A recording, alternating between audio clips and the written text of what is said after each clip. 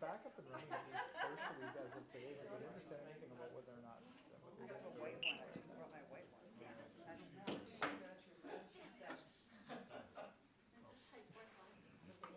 Lou.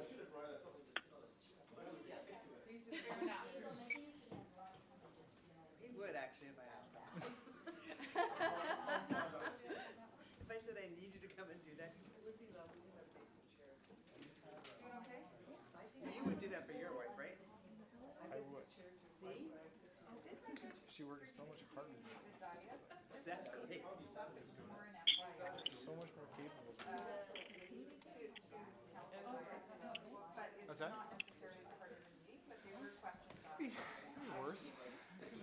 No, I brought I a thing to got short little femurs, so I'm sitting. see. I brought a little scarf to put down. I'm always slipping forward and always going like this. Yes. And then it makes it look like I'm just being way too casual. I can't believe it. Stay away from my little things.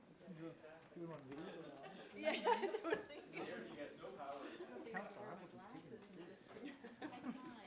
I would, if I could, I'd rip it in half for you, but I'm not going to. That's my favorite red one. I think I tried that before, but it's No, so you don't stick to your chair. Naga hide. You know how many Nagas had to die to make these chairs? Are we, Ms. Hopkins, are we streaming yet? We are? All right, so welcome to those watching at home, and for those that are here, you will notice a significantly more full room than usual and a lot more masks as we endeavor to get through a large number of agenda items. So we have a large number of staff here to support and answer questions as they've been writing reports like crazy. Before we get going, I'd just like to acknowledge that we are gathered today on the traditional territories of the Coast and Strait Salish people, specifically the Lekwungen-speaking people known today as the Songhees and the Esquimalt First Nations, and their connections to these lands continue to this day. While we don't have many people in attendance here, for those of you who are, and for staff and council, be reminded that we are live streaming this meeting, and this is going to be recorded for future viewing as well. We are going to go to our first item on the agenda, and there will be a chance after this mayor's remarks for public participation period.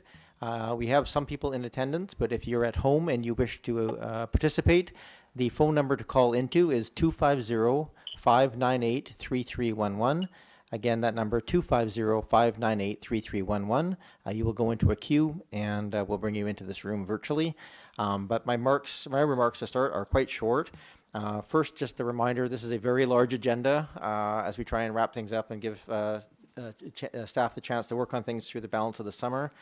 We need a large amount of time to review the policies portions at the end, so we'll do everything with diligence and attention, but also with the eye to timeliness. I want to just acknowledge that the public art is going up in around our communities. You'll see many of those pieces that were purchased and through donors sponsored through donors going up on throughout the community. So that's a great thing to see. It's been a little bit delayed this year. And I just want to also express my appreciation for the positive feedback that's come back to us from the community on our approach that we've now made public of our preferred approach on the Oak Bay Lodge lands, and the feedback we've had from the community about how positive that has been.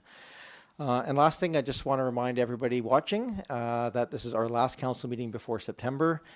So if we will have a little break here before we come back in September. So with that, we'll get on to the agenda proper. And the next item on that agenda is the public participation period.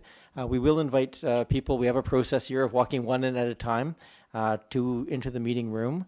And again, if you're at home and you wish to contact us, you may call us at 250-598-3311, 250-598-3311. This is just an opportunity for members of the public to communicate with council on items relevant to Oak Bay.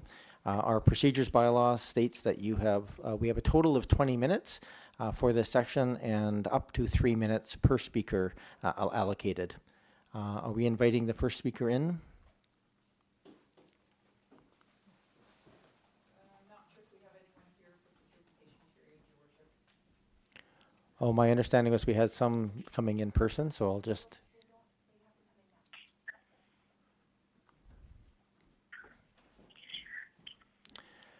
And for all those watching at home, this is we have not had a lot of people attending in person, so we are following a very strict protocol here in terms of spacing and wipe down between speakers. So just give us a moment here as we allow people in one at a time to speak to council. I will not start the 20-minute of this session until the first speaker arrives, just to give people the full amount of time. And I would just repeat again, we have 20 minutes total. We have up to 3 minutes per speaker, and we welcome you. And if you could just, as always at these public participation, just state your name and the municipality of residence, and we'll get you going. Welcome, sir. Thank you, Mayor Murdoch. My name is Robert Long. I live in Oak Bay. Members of council, all the emails, letters, and dismay about blasting provides an opportunity for a blasting bylaw and an updated one for noise. If Oak Bay can have these, you will have many grateful residents. A lot of residents have been badly troubled by lengthy periods of drilling, blasting, hammering, and excavation. It started in February in our area, and it continues. The COVID crisis has made it worse. A group of us have been investigating and comparing blasting bylaws. There are 24 municipalities in BC with such laws. Oak Bay is not one of them. As you know, blasting here is handled with one page in the building and plumbing bylaw. We need a bylaw dedicated to blasting and excavation. One important topic not covered by Oak Bay's single page is the duration of blasting permits. In 4 of the 5 municipalities we looked into, blasting permits are limited to 1 month, 14 days, 14 days, and 10 days. In Oak Bay, the duration of a blasting permit issued in 2019 was for 1 year, and it was extended. Any bylaw for blasting needs to be accompanied by one for noise. Oak Bay does have a noise bylaw, but it needs to be updated. It doesn't mention the hoe rammer, now used for rock breaking. These pneumatic hammers make a noise worse than drilling or blasting and should be subject to some control. The work required to get a blasting bylaw for Oak Bay is not a major task. 2 bylaws, Sechelt and West Vancouver, could be used as templates. Much of the text will be directly transferable. A recent technical paper suggests that these 2 districts, with their better bylaws, face less risk and have fewer complaints than others. By establishing a bylaw for blasting and an updated one for noise, you would earn the gratitude of current and future generations. What a legacy that would be. Thanks for your attention. Thank you very much, Mr. Long. Enjoy the weather. I believe you exit out the way you came, is that correct? That's fine. Okay. Yes. Thank you. We're all new to this a little bit in terms of moving people in and out. Christine will just walk you out. Yep. Well, we're waiting for the wipe down to happen. Ms. Hopkins, is there anybody that's called in that's in the queue? Your Worship, no calls have been received yet. Okay, thank you. I will just call one last time. If anybody wishes to call in to the public participation period, that phone number is 250-598-3311, 598-3311.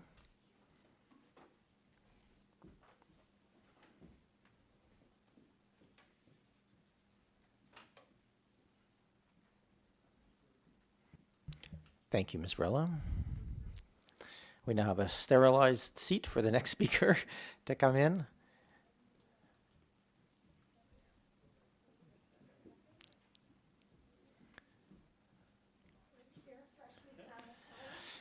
Welcome, and the same standard rules apply for our public participation period. We have up to 3 minutes to speak. If you just start with your name and municipality of residence. Michael Prince, resident of Oak Bay. Welcome, Mr. Prince. You have, Mayor and Council, 2 pieces of correspondence from me for tonight's meeting. One has to do with 785 Island Road. On that one, I will just, and there will be a speaker following me in a few minutes that will be also who's a neighbor of that area. Basically, I would support the option that council apply a 60-day temporary protection order on that property. You've seen my letter, I hope, and a number of other neighbors, I'm pleased to say. This has nothing to do with my neighborhood or the HCA, but it has everything to do with the respect of heritage and the character of the wider municipality. So I think it costs you nothing tonight to put in 60 days. Inaction costs us the loss of an historic house by one of the leading architects of Vancouver Island, Carl Spurgeon. Let me talk about the main item tonight, which is the blasting memo. And I want to propose in this COVID context a pragmatic two-stage approach to addressing these issues. I'm mindful of the fact that what I'm suggesting would require additional work and time. But at the same time, I recognize that there is a lot of people in our community who are suffering, and I don't think that's a melodramatic term to use, particularly again in COVID context, to the extent of construction and blasting going on. Again, I'm not just speaking about my own area. In fact, the horse is pretty well out of the barn for our neighborhood with respect to massive blasting and excavation. I'm really looking at the future and the wider community of Oak Bay on this question. So I would propose that in the short term, council direct staff to provide a report that you would consider before December on amendments, minor amendments to the existing blasting and building and plumbing bylaws.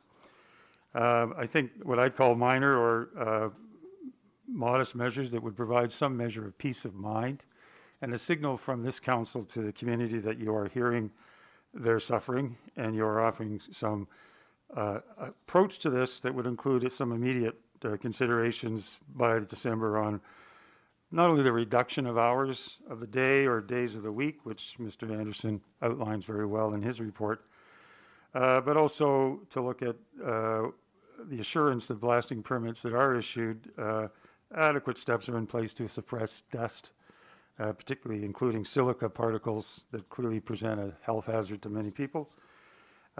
Mitigation measures could include things like regular watering of sites as well as erecting barriers or walls to contain the circulation of dust and dirt. I think all of these to me relate to an underlying principle of being a good neighbor. Whether one comes into an established neighborhood, particularly in Oak Bay, but these sorts of modest rules. The longer term... Mr. Prince, that is your 3 minutes. If you Okay. could just wrap it up. Okay. You've got my report on what the longer term should look like. I think what I'm calling for is a strategic and fundamental review of both bylaws. Mr. Long talked about what those are. There's some good practices out there. I appreciate this would take much more extensive work. I would see that as something that should be a strategic priority. I appreciate it is not currently on your priority list. I think it's pretty obvious it ought to be for several good reasons. Thank you very much for Thank the you, Mr. extra time, Mr. Mayor. Thank you, Mr. Prince. And we will have staff come and wipe down again. Thank you. Thank you for coming on a beautiful evening.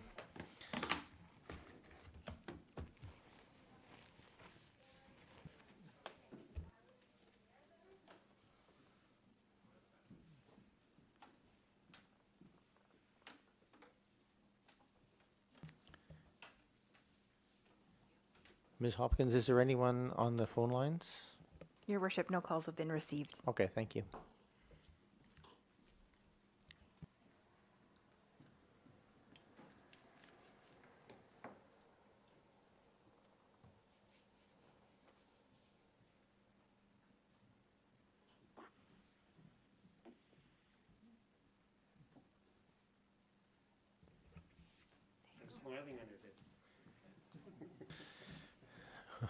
Welcome, welcome. If you probably heard this out there, but it's our standard process here. We have up to 3 minutes per speaker. If you could just start with your name and your municipality residence, we are here to listen. Robert Wallace, Oak Bay. Thank you very much, Mr. Mayor and council and staff. What I'm here to say is thank you. There has been a lot of things happening in this or in our world, all of us in this room and everybody in the community is being affected by things that we never thought of. When things are added to that, it becomes overwhelming. But that has a positive effect, because what has happened is it's brought up some things in our community which need to be updated. And that, of course, I'm talking about some building codes and some health codes. My two previous speakers, who are neighbors, have articulated very well what is needed for you to look at. I'd like to thank Mr. Anderson and his staff for the letter that he wrote. I think it was very to the point.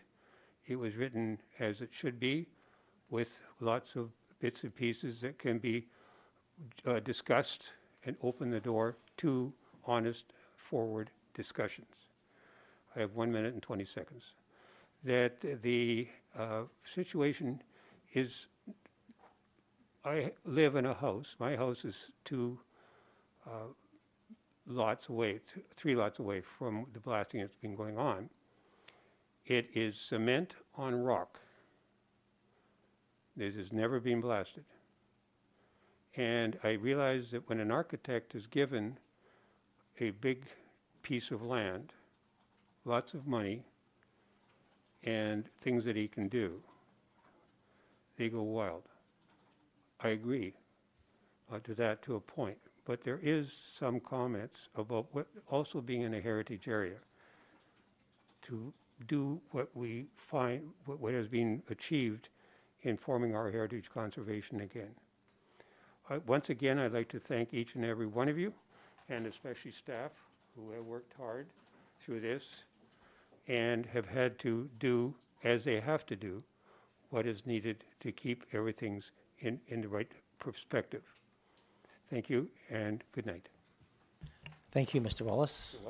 Enjoy the sunny weather out there.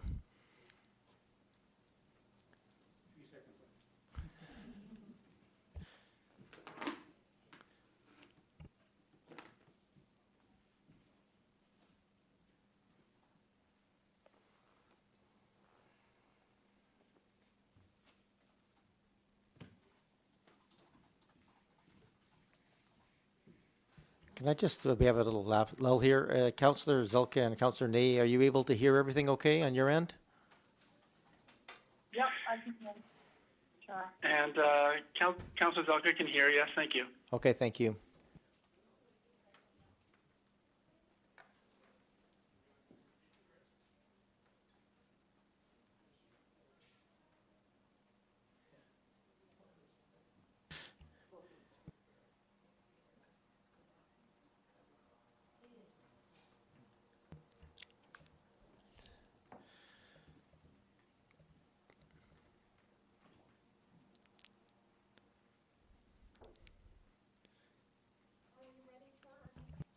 We are ready for the next speaker. Please come in. Thanks, Denise. Welcome. Just have a seat here. We wipe down the station every time between speakers, so it's all clean and sanitized. And our system here is you have up to 3 minutes to address council, and you just start with your name and municipality of residence, and then we're all yours. Okay, hi, my name is Samantha Stone. I live at 813 Island Road, right next door to 785 Island Road, which is coming up and will understandably be blasted. This is of great concern to my husband and I, who live right next door, as there are boulders, in fact, in our basement, and we share the same rock lines that go between the 2 properties. When these homes were built, they were mostly intertwined. In fact, the water used to go through the house, the neighbor on one side, and I actually get all the drain tile that comes through on my property. So we've all lived interrelated here for years. I am concerned about the blasting. I'm actually also concerned about the way that Amity has handled the blasting in the past. They owned, one of the developers owned the house that backs onto us on Byng Street. We got notification that they were blasting and were able to hurriedly get some kind of assessment of our backyard rocks, pool, etc., but really didn't have any kind of interaction with them before. As neighbors, I would like to say that Amity have not been great neighbors, and I have great concerns with how this is going to be leading for this property at 785, which, as we've heard from the men previously, has great significance and historical value. This is a neighborhood. We are on a very basic character street. It's one of the last streets that has character on it. Almost every house has some kind of character. The modern house next to me has even some kind of pedigree next to it. Fine. I also believe in progress. Our own house has been through progress, but I'm not sure that progress in the way of scraping raw the properties, getting rid of the heritage trees, is the way to make money. And this is by no means anything more than a make money venture. I agree, leave in progress, but I do not believe in destroying neighborhoods for the purpose of making a buck. And if you walk around this neighborhood, nothing is selling, nothing of theirs is selling, and partly because it's not fitting in with the neighborhood. So that is what I'd like to say. I have more to say about the great neighbors that they've been and the rat problems we've had and how much it's cost me with my car with the rat problems, having to replace wires up to the tune of $8,000. Spending a summer last year being intoxicated with skunkweed because of the tenants that they chose to put in their house and offered to neglect. There are police calls on record if you'd like to check that up, when my husband would come home and we'd have people on the trampoline at 5 in the morning hooting and hollering. So I would like good neighbors. That is all we are asking for, and I would like Amity to stand up and start being good neighbors if they're going to start building in our neighborhood. Thank you very much, Ms. Stone, and thanks for coming today. Date ringing bells for you today, Kevin? Yeah. Enjoy the summer evening. Thank you, and the anniversary. And the anniversary. Happy anniversary.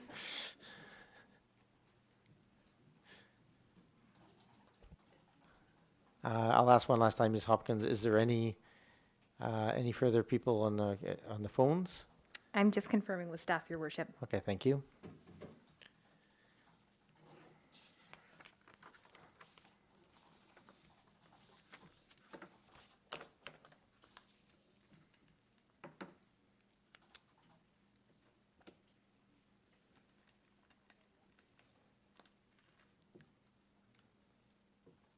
Your Worship, we do have one caller. Okay, great. They will come through the same system as our call phone? Your Worship, they'll come through my phone here. Okay. Are they on the line now? Almost. And this will be our last caller, I believe, because this would bring us to the full 20 minutes allocated for the public participation process. Your Worship, the caller's on the line here. Okay, great. Welcome, caller. And our process here is you have up to 3 minutes to address council on items related to Oak Bay. We just ask that you state your name and municipality of residence before you begin. Certainly, thanks, Mayor and members of the council. My name is Adam Leaney, and Michelle and I own the house at 773 Island Road, bordered on our north and our east side by the 785 properties, I should say. I guess I just want to point out, say a couple of things. And our first issue is, as you've mentioned and others have mentioned this evening, we are in the middle of a global pandemic. Doctors Henry, Dr. Stanwyck locally, and epidemiologists around the globe have noted that we're likely due for a resurgence or a second wave this fall. My heart broke for my neighbors, although some distance away from me, down on McNeil over at Bing. We went into lockdown. I understand what happened with respect to that property. They couldn't get the insurers in to do inspections of other houses. As a result, they started to jackhammer the property. But in the middle of a pandemic, when we were told to stay in, stay home, stay safe, stop the spread, and folks were working from home, their kids were at home, the absolute hell that we put our neighbors through, it is horrific. And if we're going to go through a second wave this fall with respect to 785 Island Road, whether you save the house now, whether you tear it down, really not my issue anymore. My issue is, please, please make sure that whatever your plans are, and I'm looking at the timeline here, it looks like we may be well on the way to a significant resurgence or the second wave when we get around to being able to do any blasting or remediation of that property for new construction. And I would ask that you give, with respect to that blasting policy, you give some credence to allowing the developer to do his assessments now for insurance purposes of the properties next door, so that we can in fact have somebody come through to assess them, so that we can in fact take blasting should a second wave occur. Because I think it is an absolute torture, and I think it would violate every manner of whether we call it COVID sense or COVID courtesy, to put neighbors through another blasting horror like we did. I raise a second point, and that is this. I think the house has historic significance, but I also want to point out that when the Heritage Committee gave that thumbs up last fall, I believe it was on November 4th, when in fact the developer was given a document, and I'll say we've dealt with him, he's been open and fair with us, we've had no issues that we didn't have with an old house owned by an elderly owner that had not been able to attend to it for some decades.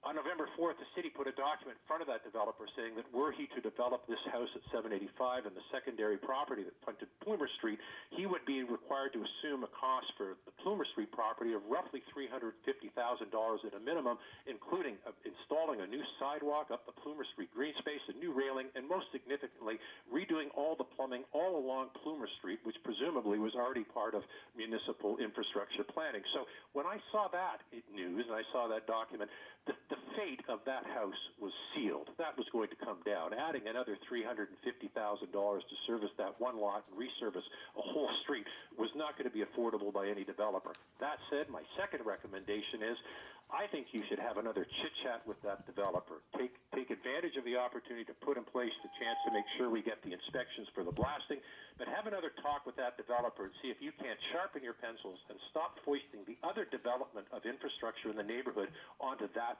property and those two properties. And I think maybe you'll be able to come with a resolution that resolves what people might want to see, the house preserved and options created. But right now, Mr. Leahy, we backed ourselves into a corner, and some discussion needs to occur with that developer. thank you, Mr. Leahy. We're well over the time. I think you managed to cram an awful lot in there, so we really appreciate the points that you've made. Thank you very much. Thank you. Have a great evening. All right, you too. Thank you. That does conclude our time allowance under our procedures bylaw for the public participation period. Definitely appreciate the people coming in person on a beautiful evening and calling in on these items. The next item up on our agenda is, in fact, a memo from staff related to blasting. There's the recommendation here is just to give some direction to staff on this particular item. There is some background information and a survey of other applications of noise and blasting bylaws, but no in-depth research or other aspects. So really up to this body as if they wish to do something with this at this point, and laid out there in the staff report. Mr. Anderson, did you want to provide any other context for this? Thank you, Your Worship. Just perhaps, I know the memo or the report is for council, but I just wanted to maybe just identify for council, I guess, where the jurisdiction lies respecting blasting. So I just want to make sure that we're clear on that the blasting regulations, the federal government actually manages and controls the actual blasting that occurs in terms of the regulations on that property. And then the practices that are on that construction site are under WorkSafe BC. And where our control as a municipality arises is respecting our building and plumbing bylaw and our anti-noise bylaw.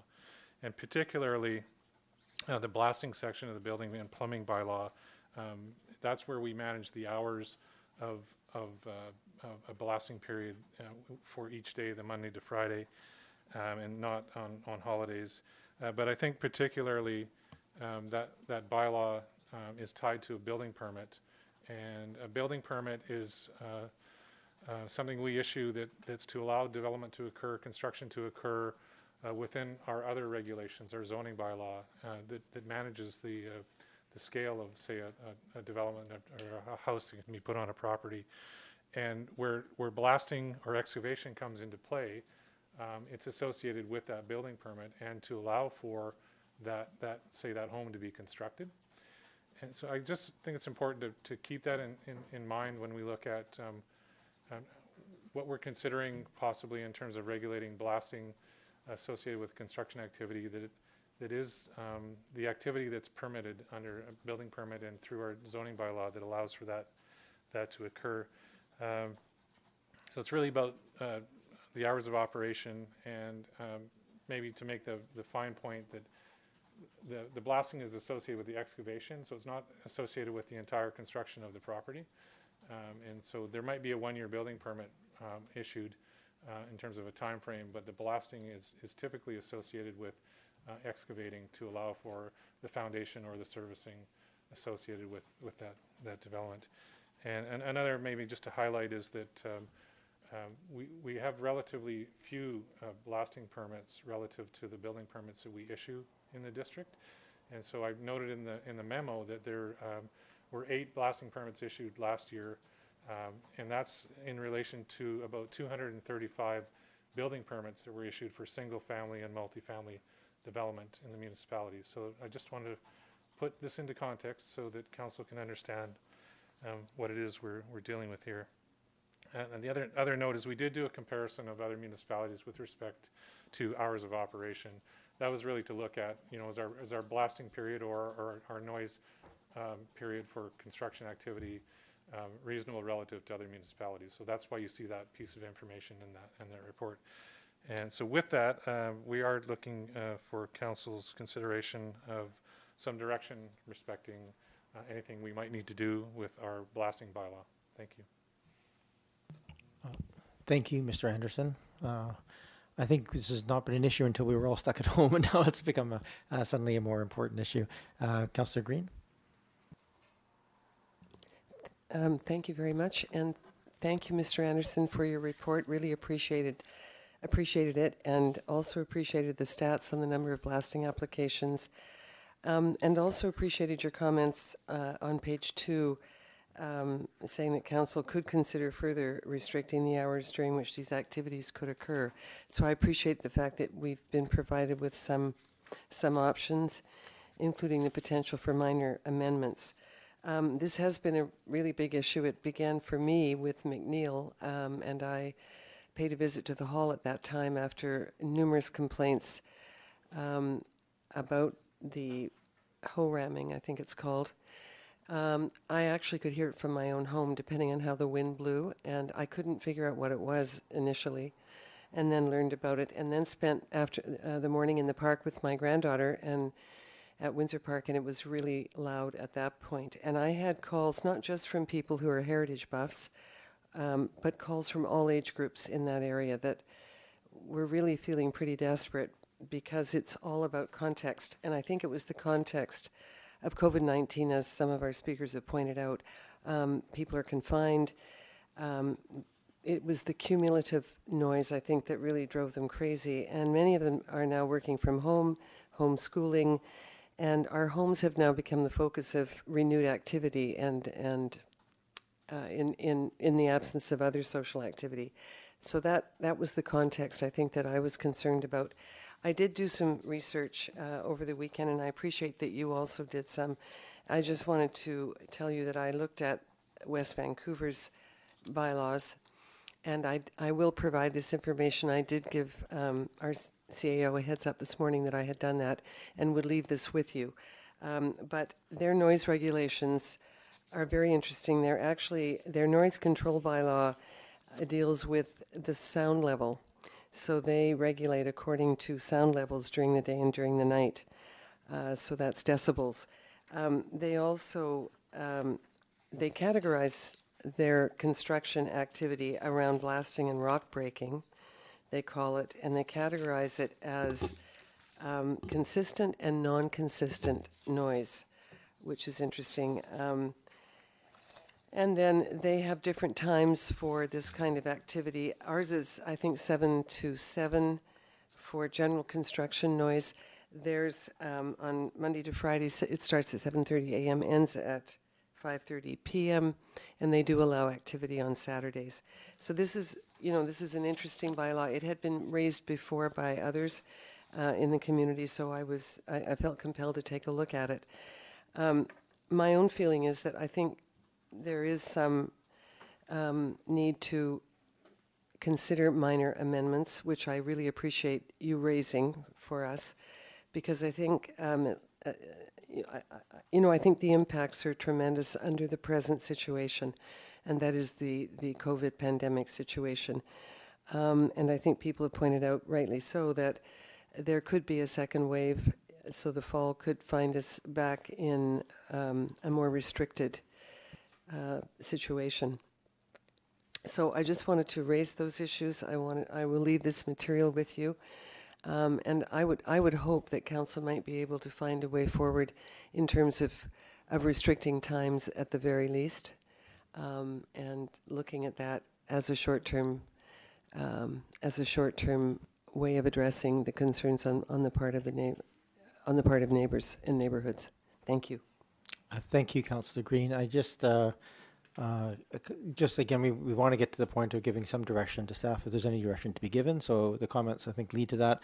I'm also just going to remind everyone, I should have done it when the speakers were here, just a reminder, just to direct comments through me, and that way there's no sort of, nobody's getting pointed out or anything. I can direct questions and things to individual councillors. You didn't do anything wrong on this one, just a good habit to get back into as we're here at the formal table. Councillor Patterson. Thank you, Mayor, and through you to staff. Having looked at all of the correspondence that came in and Mr. Anderson's report, thank you for that. And understanding that we are in very unusual times right now, where there isn't as much ability to escape or to make choices about where we want to be. So to some degree, we have been at certain times almost held hostage, and that could return to that status.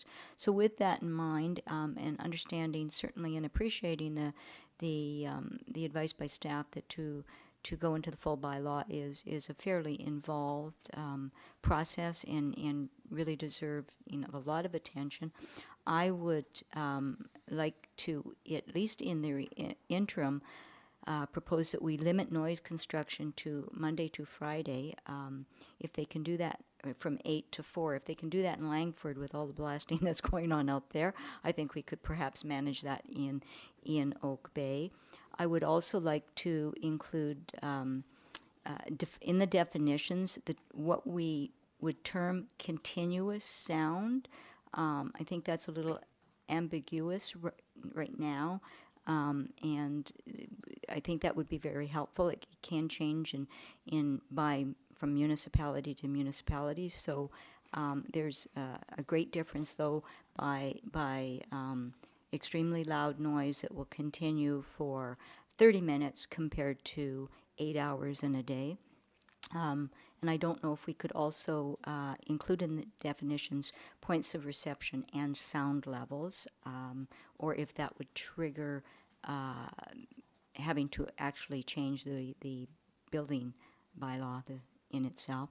And the last item, just in bylaw 3210, which is the anti-noise bylaw, I would, rather than having it listed as the erection, demolition, and construction as outlined in 5.7, so that the provisions of the bylaw shall not apply to the construction, to instead rework that so that we could exclude blasting or rock fracturing, and instead require that contractors actually have to apply for an exemption from the noise bylaw to enable that work to occur, so that it leaves some control to our building and planning department to issue the exemptions, understand all of the activity that is going on, and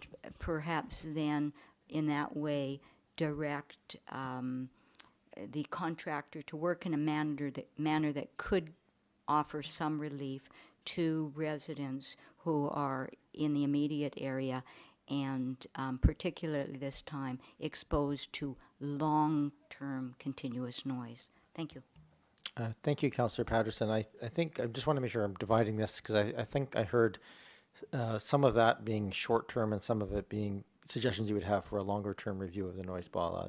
Is that accurate, or are you looking at your list there that you gave as being done without going through a process? I think for certainly on the definitions, continuous sound is something we need to do and hopefully could do in the short term. Maybe point of reception and the actual sound levels themselves would require more analysis by staff, but they would be able to comment on that better than I can. Thank you. Okay, thank you. I am going to go to staff because I think we're just slipping into the realm of making bylaw changes on the fly without the staff input on the more details. So I just like to get from staff a process attached here.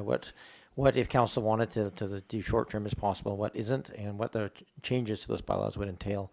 Ms. Varela? Your Worship, so staff could bring back an assessment of what impact this would have on the work plan with possible recommendations. That would be to a meeting in September. So again, what we're looking for tonight is direction. And then to undertake a review, staff could come back, say we can do this within the work plan. Here are the things that we want to do an analysis of.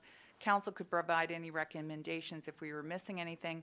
Then we go away, do the work, and bring it back to you in the fall. Thanks, Ms. Varela. Anything else, Councillor Patterson? Councillor Appleton?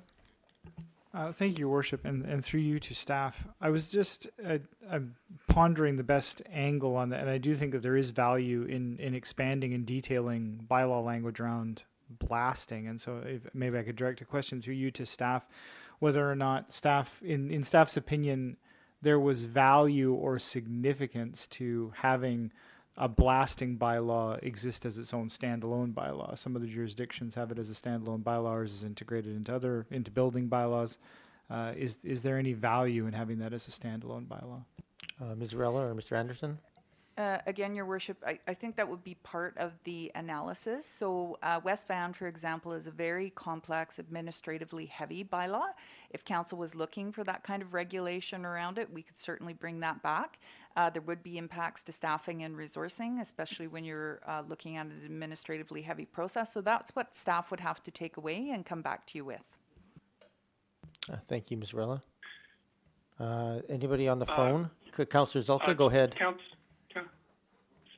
Go ahead, Councillor Zulka. Councillor Zulka wishes to speak. Yeah, go ahead, Councillor Zulka. Oh, thank you, Chair.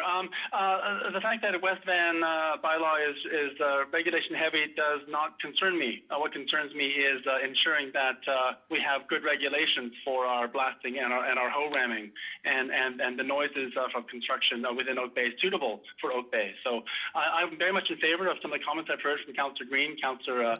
Can you hold on half a second? Sorry, just as Ms. Varela, did you have something to add?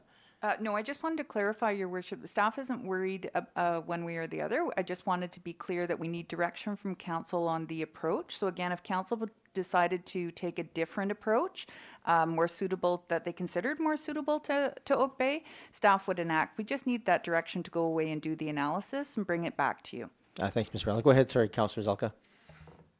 Thank you so much, Chair. I'm quite impressed and wish and would hope that a local councillor would bring forward a motion that, since it's hard to do this over the phone, but something in alignment with what was presented in the correspondence from one of our Oak Bay citizens, Michael Prince, with respect to the stage 1 short-term minor changes. And then later on, stage 2 medium-term changes. That seems to be quite in alignment with what staff is talking about minor changes that could possibly come forward in a fairly quick manner. I am very impressed with Langford with respect to the fact that they have actually combined the hoe ramming and the blasting into one. I would definitely like to see that happen here. I actually, for some reason, thought it was combined already, but turns out it isn't.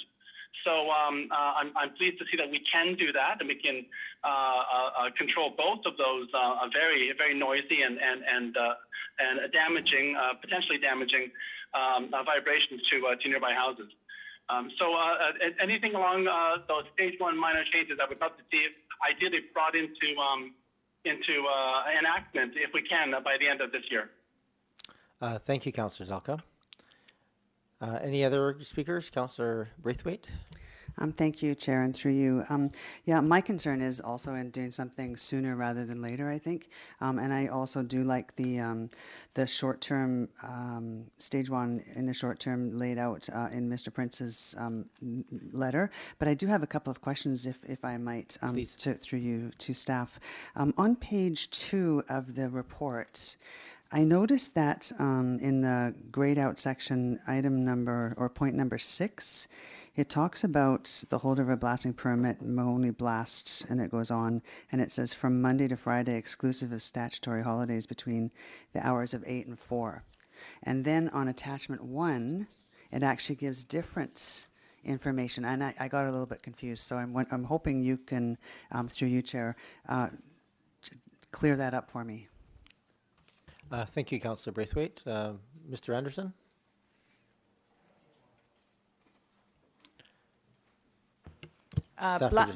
Thank you, Your Worship. Blasting and hoe ramming are dealt with in different sections, I think is what you're referring to, Councillor Braithwaite. So blasting hours are 8 to 4, Monday to Friday. And then the hoe ramming occurs as part of construction noise. So Councillor Zelka was absolutely correct in saying that we treat those differently in different bylaws. Is that what the explanation you're looking for? Through you, Chair. No, it says on attachment 1, it says for blasting, it says Monday to Friday, 8 to 4, and then permitted on weekends, Saturdays 8 to 4. But on page 2, it just says Monday to Friday, 8 to 4. So I just realized that, and so I got a little bit confused. Mr. Anderson? Through your worship, I believe it says the same thing, that blasting's permitted on weekdays, Monday to Friday, 8 to 4 p.m. That's in the attachment? But on the attachment, does it not also say blasting is permitted, through you, Chair, sorry, blasting is permitted on weekends, Saturday 8 to 4? As well, yes, in addition to. No, it's not. Sorry, thank you. That is, I didn't see the weekends section you were referring to. So. Yeah, so. Yeah, that's not correct. It's not on Saturdays. So it's not on Saturdays. Okay. Good, because I think that was one of the points on the note from Mr. Prince, that it says, I think this was actually more of general construction activity, but that's what made me go and look at the blasting, was it did say from 8 to 4.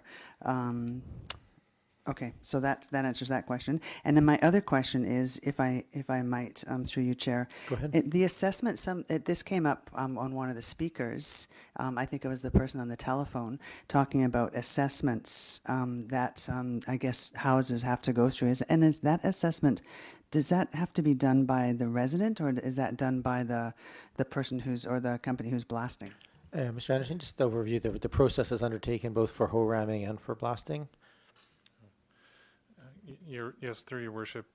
Maybe the question regarding it's the contractor that does the notice respecting blasting, and they're the ones that do an assessment and contact. It's called a pre-blasting survey, and contact the property owners. So that's not done by the property owners. That's initiated by the contractor. There isn't that activity associated with hoe ramming, which is it's a rarely used method of excavation, just so everybody's clear, but it is not subject to any controls apart from being done under the building code. And then, of course, we do have a general construction noise bylaw that includes hoe ramming within that. Thank you. Thank you. Councillor Green? Yes, thank you. Through you to Mr. Anderson. Mr. Anderson, on the last page of your report, or on page 3, sorry, of 6, at the top of the page, you did recommend, or you suggested minor amendments. Staff can likely accommodate these revisions in 2020. Do you have any, through the mayor to you, do you have any suggestions yourself as to what those minor amendments might address or might look like? Because I really appreciated that sentence, but I needed to hear from you about whether or not what you had in mind. Thank you. Thank you, Councillor Green. Mr. Anderson? Yeah, if I may, through your worship, that was really limited to the idea of restricting hours associated with these activities. and that we would be able to look at those bylaws in the context of the hours of their permission. So that's where that was from. Councillor Green? Thank you very much. Just a point on the pre-blasting assessments that are done by the contractor. My understanding is that during COVID, of course, people did not want strangers coming into their homes to do that pre-blasting inspection. So that caused a real problem for the contractor, and I'm aware of that situation because I did speak with our bylaw folks here, and they were really helpful in explaining all of that. So, again, I think COVID is adding a new dimension to this whole thing that we really, I think, need to be aware of at this time. Thank you. Thank you. I have Councillor Braithwaite, but I'm just going to get some clarification, if I might, on the answer, because Mr. Anderson referred to minor changes would include like hours of operation, hours of these. Is that true for both hoe ramming, which is it's embedded in the noise bylaw, or is it just easy to change the blasting portion of that within the building and plumbing? Mr. Anderson? Yeah, the comment within the report before you was related to blasting activity. The implications for changing the hours, if your target is hoe ramming, which as I've said doesn't occur that frequently, would be to changing the hours for all construction activity in Oak Bay. And so I don't believe that would be categorized as a minor change. Particularly, I think the industry would need to have some consultation associated with that as well. Okay, thank you, Mr. Anderson. Sorry, Councillor Braithwaite, I just wanted that clarification. Yeah, no, I'm sorry, and I just, through you, I just wanted to clarify again about the contractor being responsible for the assessments, because I was under the impression that in some of the houses in an area that is having blasting done right now, that the residents ended up paying for their assessment, not the contractor. Because if there's 12 houses within an area that of a blasting, well, I guess the question would be, how big a circle does the contractor have to go to do assessments on houses? Because I would imagine if it's $400 for an assessment, that if there's 12 houses that have to get assessments, that adds up. Mr. Anderson? Your Worship, if I may, the process that a blasting contractor undertakes is they work with their insurance provider and they determine what risk potential may be, and then they conduct their pre-blast surveys based on that. And so that's how that process unfolds. So if in fact they don't conduct pre-blast surveys, and at some point later in the process a homeowner determines that there's some impact from their perspective from this, they then may conduct an assessment. So that's maybe where you hear individual property owners conducting their assessments. It's because from their perspective they think there has been an impact, and then they undertake a process to go back to the contractor. Or if I may, through you, or perhaps if they have not had an assessment done by the contractor and they want to ensure that if anything does happen, that they have proof that there was nothing there to begin with, or something like that, perhaps. Mr. Anderson? I think that's a scenario. Okay, I just want to get this back. So I'm hearing around the table here there's some interest in a short-term, long-term model, and I'm hearing from staff that there's limits to what short-term could be easily done. And the second part of that would be require essentially a report back to understand what the ramifications of that would be. So the more thorough review with the impact of timelines, et cetera, would come back in September if that was the will of council. So I'm trying to distill this down to what's possible and what would be desirable on the part of council. At this point, there's no motions arising. We're just getting information. I was wondering if I could add one more comment from Councillor Zelka. Go ahead, Councillor Zelka. Just one more quick question, if I may. I was wondering, just changing the hours without possibly addressing hoe ramming would be a concern for me. I do notice that in the Langford bylaws that they have blasting and rock drilling, which I guess is one of the ways of describing hoe ramming, basically defined together. Would a simple redefinition of our blasting bylaw to include hoe ramming and all aspects of hoe ramming, such as rock drilling, would that be considered a minor amendment? Mr. Anderson? that would not be my understanding in terms of the difference between blasting and how that's regulated, and hoe ramming, which is really another construction method under achieving the requirements of the building code for a construction project. Did you hear that, Councillor Zelka? I did, but with respect to noise, from a noise perspective, not from a necessary WorkSafe BC perspective. I would hope that that from the perspective of the blasting aspect and noise, that we could possibly control the two together. Thank you, Councillor Zelka. I think that maybe I'll just speak on behalf of staff here who are just taking notes that the that's good. The issue here is, of course, we have two different bylaws, and one is the hoe ramming is contained under. I think that probably the reason for that is the difference between scraping ground with the backhoe versus ramming it with the backhoe is probably not that clearly defined, and so it falls under the general construction noise. And I think that's where the staff are recommending that we, changes to that are a little bit more complicated because the definitions have to be more clear.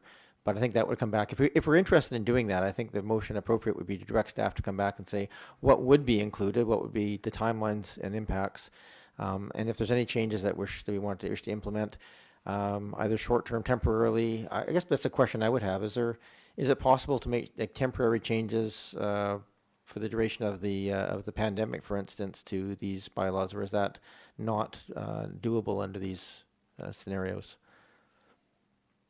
Mr. Anderson? Your Worship, typically with bylaws, you wouldn't be putting in what I would refer to as a sunset clause. In other words, an amendment to a bylaw, you wouldn't put a time frame on that. You basically amend the bylaw, make that change, and then if you want that to revert, then you would go back and make the change back again. So you'd have to basically amend the bylaw twice. That's been my experience on changes to bylaws.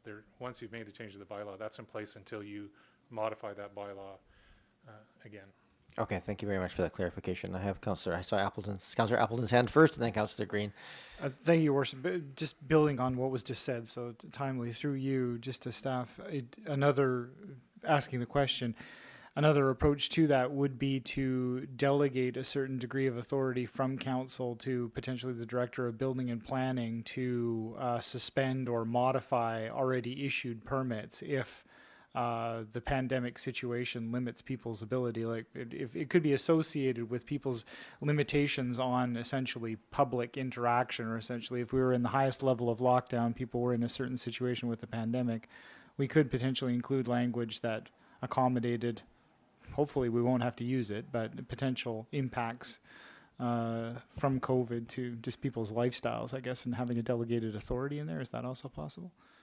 Ms. Varela? Your Worship, again, we're getting into a level of analysis that's difficult to answer on the fly. There would be connections to the building permit process, and perhaps the Director would like to add something else to that. But again, if we just got the marching orders to come back with an early September report, Council can consider it more within a framework, and if staff are missing anything in that subsequent report, then Council could provide direction at that time. It would give us marching orders between now and the first meeting in September. Thanks, Ms. Varela. I'm hearing interest in doing that, at least understanding what the ramifications are, so I'm pretty sure we'll have a motion to that effect. I think the other question is just, is there anything else in the short-term pieces that can be done? One more question from Councillor Zelka. Go ahead, Councillor Zelka. Oh, thank you very much. While I love reports from staff, I'm really hoping that with that maybe the direction we could give is not just bring back a report, but also bring back potentially a draft bylaw with those suggested minor amendments in the fall. If we just ask for a report, then there's going to be many more months after that before we can see a bylaw. So I would really hope that if there's a way to expedite, and I mean, staff has done absolutely amazing things with respect to the pandemic in terms of modifying a number of bylaws in a fairly quick fashion. So hopefully we can give them a clear direction to ideally go straight to minor amendment to bylaws. That would be number one. The second point I would just slip in as well. Councillor Zelka, can I just ask you to move slightly farther away from your microphone? You're coming through very, very loud in this room. Just ever so slightly. Yes, you are. It's not a problem, but it's out of a different volume level. We don't have the ability to control the volume level, so just slightly. Thank you. Yeah, no worries. Thanks. I'm passionate about this topic, obviously. Is that a little bit better? No, that's perfect. Thank you. The passion is totally acceptable. It was just, I think you're a little close to the microphone, so it was picking it up quite loud. There you go. Yes, I've moved the microphone back. Thank you. So, that would be the first point is if there's a way of going straight to a suggested bylaw with the directions we can give today. I would hope that we could expedite this process in some ways. That would be one idea I would express as an idea. The second idea I would add in there is we have seen examples in Oak Bay of carbon monoxide being transmitted through the ground from one property to another. That brought forward a fair bit of hoe ramming as a result of the building inspector of the day, Director of Building and Planning, stopping blasting and forcing a hoe ramming situation. And vaguely related to that with respect to dust is the concern about asbestos. I don't know whether we can have any controls over those things, any further controls, but not that I want to make it any more complicated, but I just wanted to mention that those are things that are considerations with respect to dust and additional considerations. Yes. Thank you. Thank you, Councillor Zelka. I'll go back to this table. I do believe, just what I've heard around this table, that a motion to direct staff to come back with a report on impacts of changes would be appropriate. And if there's anything else to add, we'll take that as well. Councillor Green? I can make that motion if you like. Oh, sorry, I was going to just read. Do you want me to read something, or are staff sufficiently? I think it's appropriate. If you have something that you've written, that would be helpful. That staff prepare a report that assesses and recommends short-term amendments to the regulation of blasting and also longer-term changes to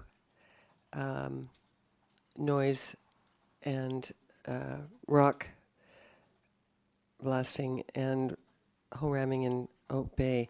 And I am very mindful of the protocol at the back of Mr. Anderson's report on what it means when we either add to the workload or change the strategic initiative. However, I was hoping this would be treated somewhat like the provisions we made for outdoor patio seating. If we could, that was a very nimble. I thought staff did a remarkable job in being so nimble and pivoting from not having that. So that's the motion, essence of the motion, short-term amendments.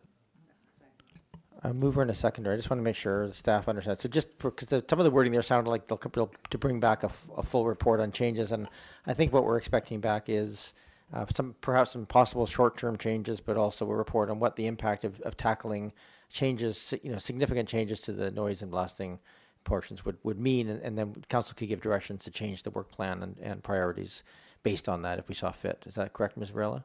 That would be great, Your Worship. Okay. Is that fair? Okay, that's just want to make sure we're all clear in the understanding of what's going forward here. Thank you. So can I just get further clarification on that then from Ms. Vriller and Mr. Anderson? Does that mean if there are some potential short-term, those would come back as part of that report and council could action those in a fairly short order? Is that the intention?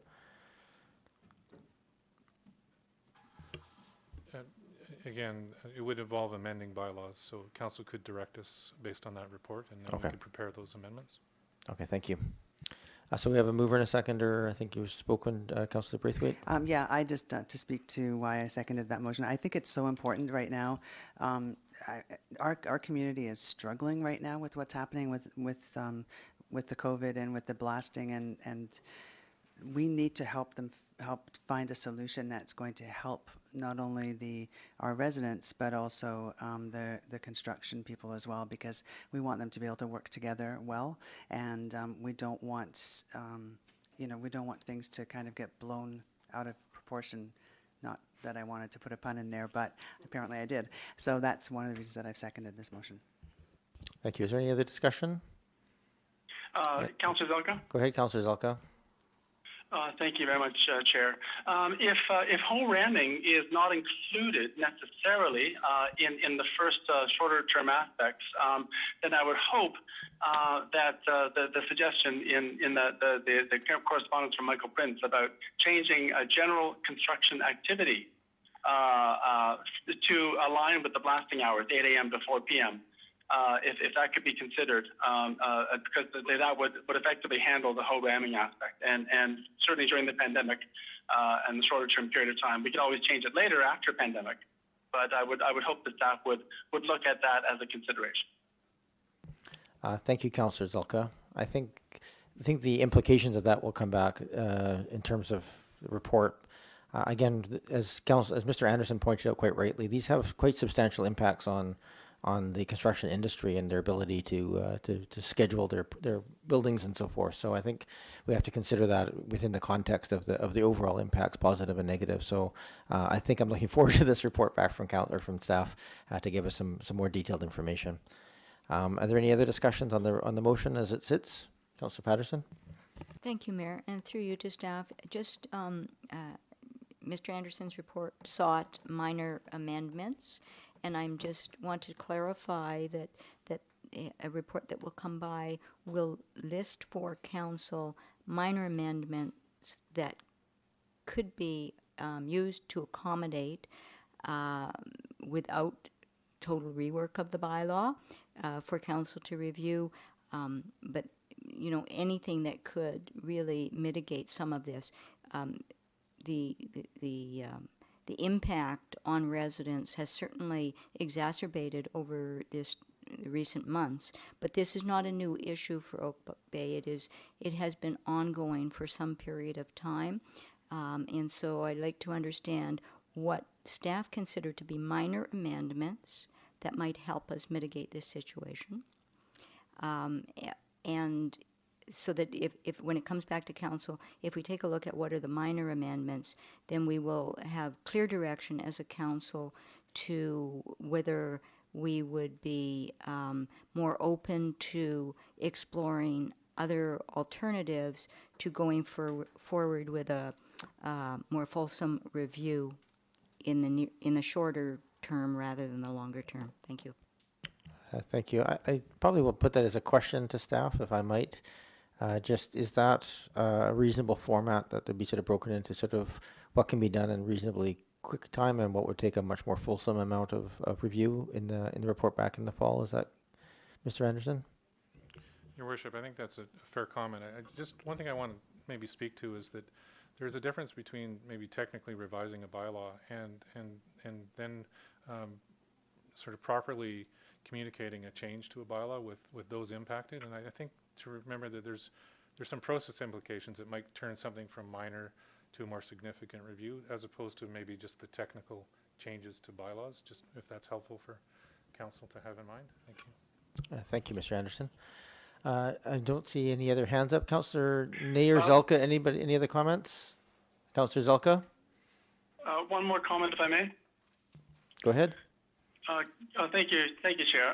I'm cognizant of what appears to be something along the lines of disaster psychosocial considerations with respect to this pandemic times and how the fact that people are at home next to certain blasting sites. I know normally a blasting and a noise bylaw doesn't deal with that, but these are extraordinary times. So I'm hoping that these suggested amendments can be brought forward sooner instead of later, just because of the impact on our citizens. Okay, thank you. Seeing no other Councillor Ney, anything to add? I'll just take silence as silence. If you wish to speak, speak.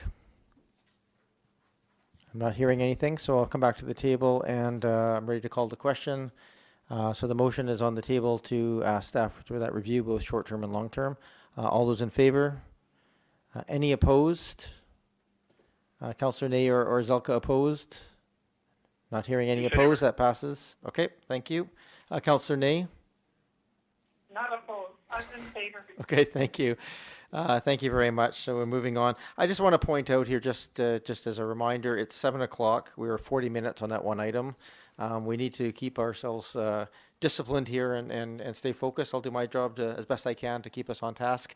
We have a lot of agenda items to get through tonight. I don't want to give any of them not enough time. So up next, we have a Curbside Organics Contract Award. I believe we have on the phone Mr. Haran and or Mr. Brozic to speak to this, but I'll introduce Mr. Haran first, our Director of Engineering. Mr. Haran, are you online? I I am on the line. Can you hear me okay? We can hear you fine, thank you. Oh, perfect. Thank you for the opportunity to just introduce this topic. So our residential organics collection contract is in place to provide a curbside collection of household organics from residents within the municipality and transport these organics to designated facilities. So the current contract expires at the end of this year, and as part of our competitive contract to renew this, we put out two potential options. One is to maintain the level of service, and the other is to explore options to increase the level of service to allow for cost-effective options to allow for small volume yard waste as well. So our recommendation in this report after the analysis is to recommend to the council to do the increase in level of service to include this low volume yard waste. Thank you. Thank you, Mr. Horan.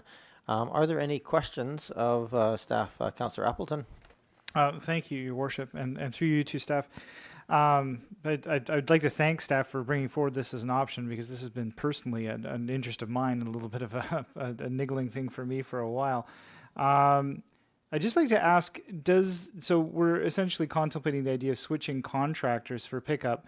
My understanding is the existing contractor moves the organics materials to the mainland for composting, whereas is the proposed contractor going to be using the facility? I think it's up around Duncan, somewhere in that neck of the woods. So is that part of? Well, you can't really conjecture about where the cost savings is coming from, but I'm just interested as to what disposal facility they're actually planning to use. Mr. Horan, does that form part of this contract?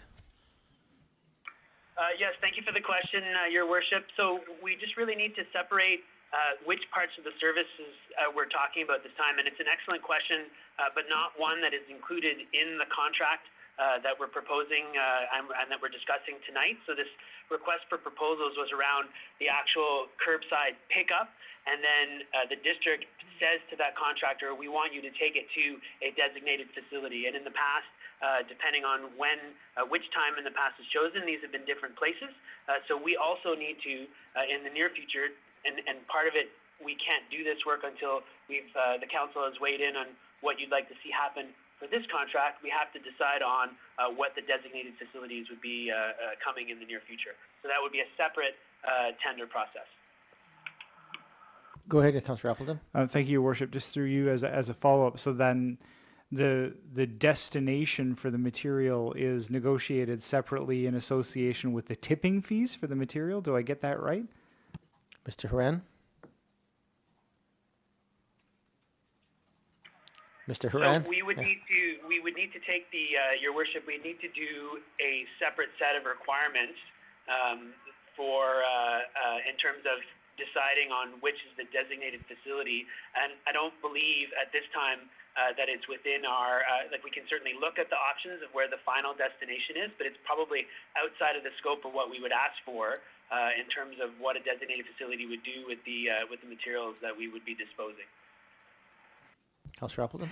Sorry, Your Worship, and through you to staff, not to beat this one to death. The reason that I'm asking the question is just more out of, it's from an environmental sustainability point of view, because I do understand that a good deal of CRD organic waste does get transported off the island for recycling, and there's been discussion around the need for additional organics recycling on the island, and so I'm looking at it from an environmental sustainability point of view of whether or not we would include that in our decision making as to whether or not we have to transport that material a long distance, and whether or not the new contract that's proposed alters that in any way. If it's the same, it makes really no difference either way. But if there was an additional advantage of keeping the material on the island and potentially having to incur less carbon impact of transporting it around, that's kind of why I'm asking the question.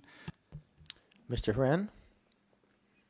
Yes, thank you, Your Worship. So thank you for that feedback, and it's definitely part of our thinking process. And I guess I just need to figure out a way to describe those are important concerns, but they're separate from the contract that we're hoping to award in the near future. In terms of this report, the district gets to decide. So staff here gets to do a process to decide what the designated facility would be. So which contractor would end up taking the material, but that's separate from what we're asking for tonight, which is selection of a contractor to actually pick up the material and do that service.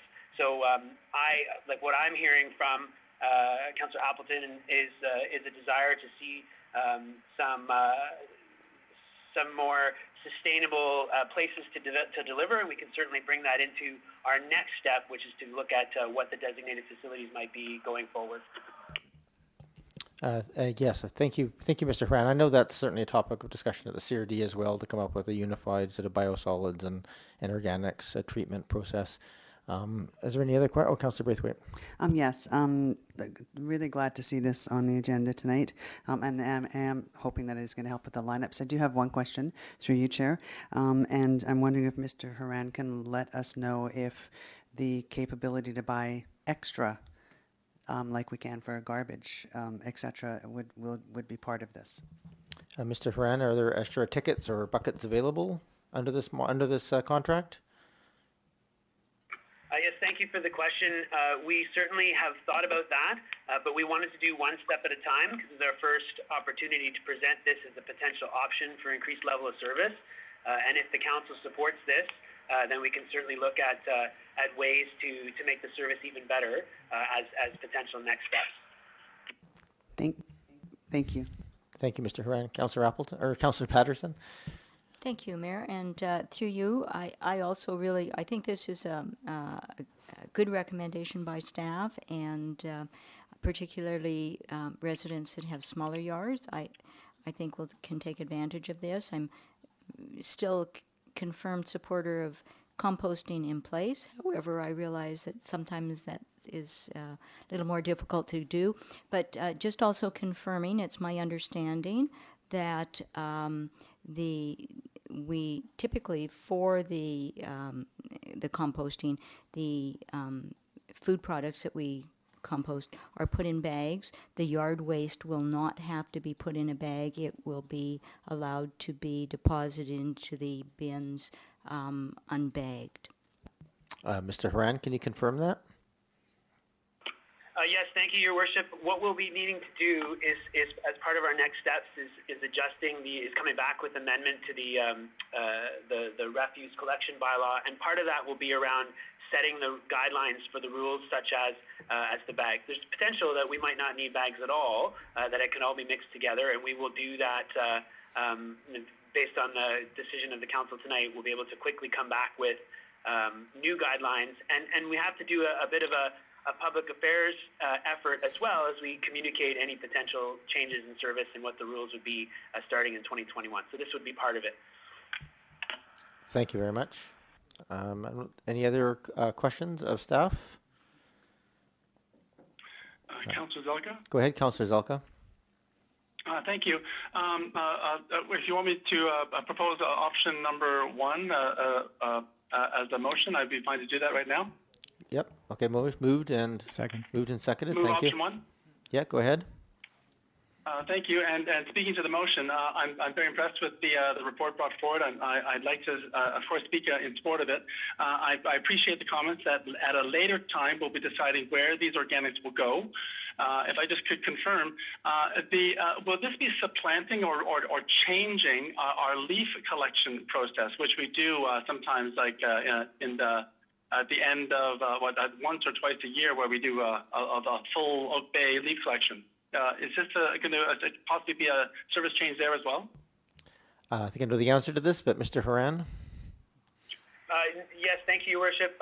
So there's no intention to change that level of service. There's still going to be a leaf pickup program in the fall, which is the multi-month twice per zone pickup in the fall, very popular program, and then the garden waste pickup week in the spring would remain as well.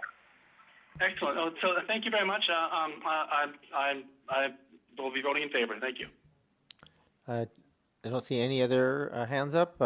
Any Councillor Ney? Speak up now if you wish to speak to this. I don't. Yeah, I have one question through you, Mayor, to staff. Can you hear me okay? We can. Go ahead, Councillor Ney. I was just wondering to staff,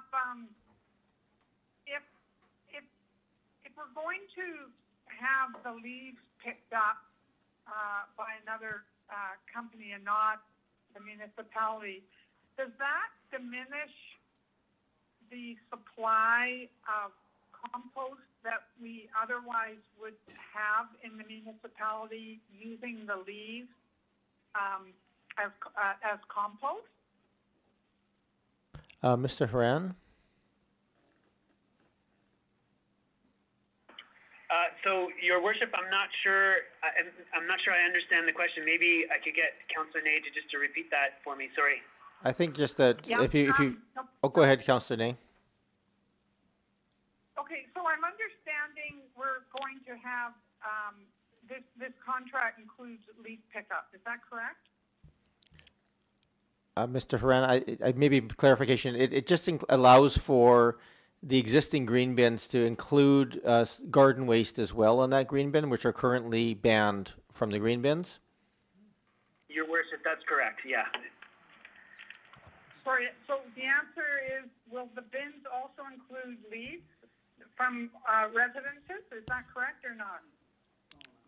Yes, so the answer is that you can include leaves, grass clippings, branches, those sorts of things, but small amounts. Okay. It's in the green bin, obviously, so there's limited quantities. Okay, okay, thank you. So the question that I have is that we don't know where those are going to, but they're not being sort of recycled within the district.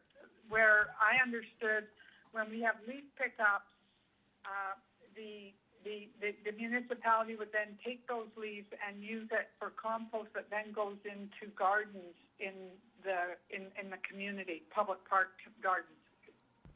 Mr. Haran, maybe just Mr. Haran, maybe you can explain. I think that used to be the case when we used to mulch it or compost it ourselves. But Mr. Haran, can you explain what happens to our organics that are picked up from the yard, like the yard clippings and the leaf pickup currently? Hello, Dave Brozick here. Oh, welcome, Mr. Brozick, Director of Public Works, or Manager of Public Hi Works. There. Yes. So through you, Your Worship. Currently, yeah. So Mrs. Ney, the leaf pickup will continue by municipal staff. So we will go around for all of October, November, December, and pick up all the leaves off the streets, and we'll be able to recycle those leaves as needed in Oak Bay here. So that supply will not diminish. It's just that throughout the year, people will be able to add that any sort of additional leaves that fall off their trees, branches, things like that. Okay. I mean, thank you, Mr. Brozick. My concern was really that are we paying for extra services not done by the municipality to take out valuable potential compost material, and then within the community, within the district, we then have to pay or supplement that resource with other compost. That's what I was concerned about, and I think from what Mr. Brozick is saying, there will continue to be substantial leaf pickup that I presume will continue to be used for composting within the municipality. Is that correct? Mr. Brozick, I guess the main question here, will there be any shortage of compost available to the public or to staff, park staff, and will be any change of costs to us as a result of this change? Thank you, Mr. Mayor. No, there shouldn't be a diminishing supply because of this program that we're hoping to do. Okay, and the costs are reasonably neutral in this? Okay, thank you. Thank you, Councillor Ney. Any other questions or comments? We have a motion on the table here, which is the recommendation for those walking at home. The option number 1 was that the service level be increased and that the residential organics collection service be awarded to GFL Environmental. So that's the recommendation from staff and is moved and seconded. I don't see any other comments or questions, so I will call the question. All those in favor? Any opposed? Councillor Ney or and Zelka, can you just tell me your vote? In favor. In favor. Okay, thank you. That passes. So thank you very much, everyone, and thank you very much, staff, for that work to bring it. I think it's very exciting, and I actually have a feeling that the percentage of people who use their green bins will actually increase substantially as people are aware that they can use it for things other than just kitchen waste. We have now item number 5, consideration of a temporary protection order at 785 Island Road. Mr. Anderson, I believe this is probably your item. Thank you, Your Worship. We also have the agent for the applicant here Okay. as well, so we'll perhaps bring him in. Yeah, let's do that. Let's invite them in.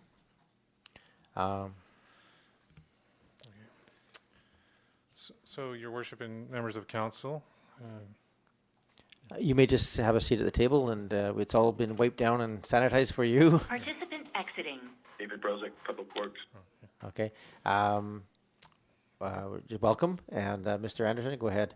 yes, if I may, I just like to give an introduction to the item before council. Absolutely, thank you. And so what we do have is we're in receipt of a building permit application that has an associated with it an application to demolish the existing home at 785 Island Road. And for council's information, the property is not heritage designated by bylaw, and it is not currently contained on the Community Heritage Register. However, through a previous process, the home and property was identified as having heritage value to the community. So the item that is before council is for council to consider whether or not they wish to place a 60-day or up to 60-day temporary protection order on the property, and consider whether or not the property would be put on the heritage register or designated heritage by bylaw for the property.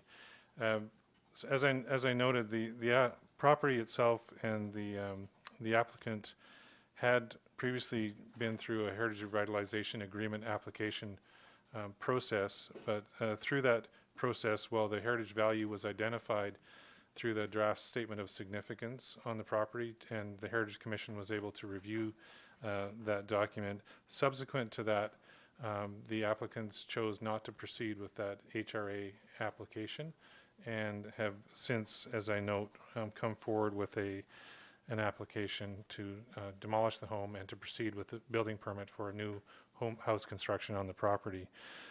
With respect to the temporary protection order, what it does allow for is basically a temporary delay of a demolition permit action, and it allows council to consider whether or not to place the property under a heritage designation by bylaw. And so that's the primary purpose in this instance of putting a temporary protection order on the property. As staff note in the report, while this allows for long-term heritage protection, it's typically is done with the cooperation and agreement of the property owner. If that is not the case and there isn't a negotiated agreement with the property owner with respect to a heritage designation bylaw, then there needs to be consideration of potential for compensation of the property owner if there is determined to be any reduction in the market value of the property as a result of designating this by bylaw. So that's the sort of future forward in terms of the current item before you is to look at a temporary protection order, but the intent would typically be, it basically, if you did not proceed with the heritage designation bylaw, it allows a delay of the demolition permit of up to a maximum of 60 days. So I think with that, council, I'll return it back. And we do have the agent here representing the property owner. Mr. Maris, Tara here. Yeah, go ahead, Councillor Ney. I probably should have done this early, but it only occurred to me as Mr. Anderson was presenting. But I think I should recuse myself. I have a family member who owns the property, lives in the property directly across from this property. Okay. So, yeah, I'm going to recuse myself. So I wonder if I could get some instruction how to do that here, or I mean, do I need to sign off, or do I just omit participation in the discussion? I think you do need to actually step out of the room, so either you have to walk away from your phone or hang up and call back in again. Do we have a mechanism by which we can text Councillor Ney and let her know when this item is done with? I'm getting a nod, yes. So Councillor Ney, if you would hang up, then what we will do is we'll just text you in a few minutes when this is over, and you can come back into the rest of the meeting. Okay, thank you. Thank you, Councillor Ney, for raising your. Participant exiting. Carol. It's easy to tell when people are leaving. Welcome. If you could, we have the applicant here. It's probably worth letting you have your say here as well as we consider this. If you could just state your name and your relation to the property for the record, and then you're welcome to speak to us on the matter. You just have to push the button in front of you to turn on the microphone. Can I remove my mask? Now that he's seated, yes. Yes, you can.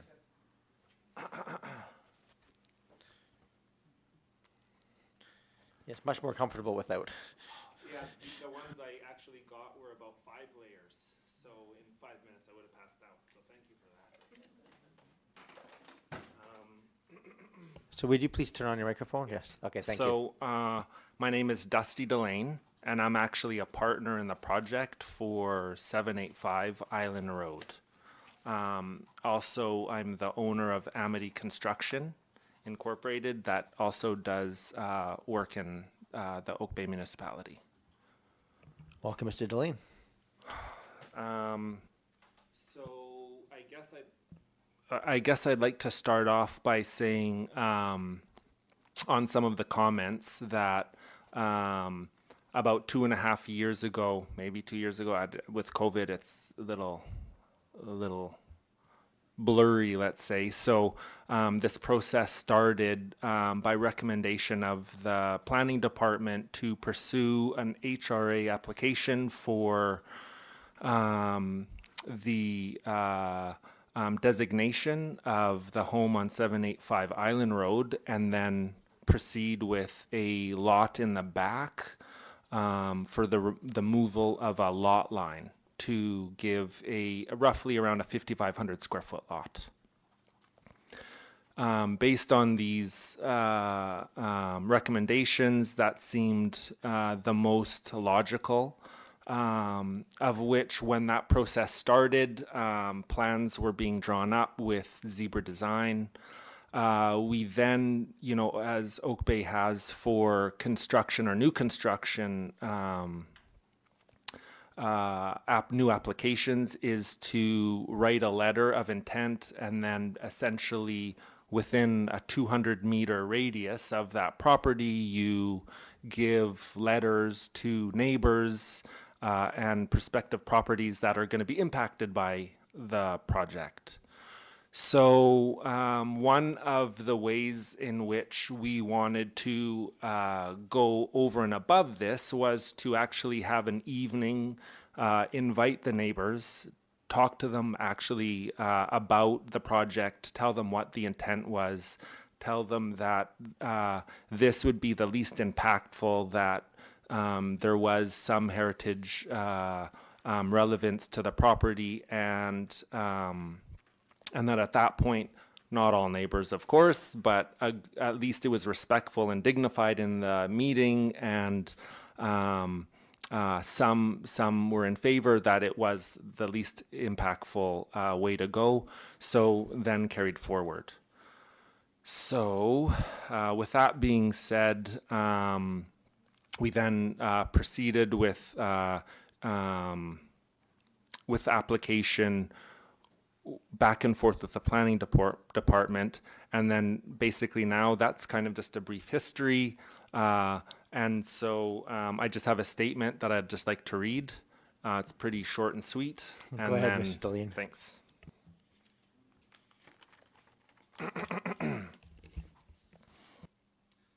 So of course, to start off, dear Mayor and councilors, or council, sorry, I would like to express concern about the administration's recommendation to pursue a temporary heritage protection order on 785 Island Road. First, the municipality had the opportunity to establish this house under a heritage designation by the owner if the municipality had presented a reasonable servicing agreement. However, the cost of more than $400,000 was not viable and was in fact unreasonable. Servicing should have been required only for the proposed new lot on Plumer, not the existing home on Island Road. Also, an objective third-party quote for servicing should have been established by the engineering department. The claim in the report, strategic priority supported, is without merit. Housing options as a strategic priority was not supported because Oak Bay was not proceeding with two diverse homes, one heritage and one new home.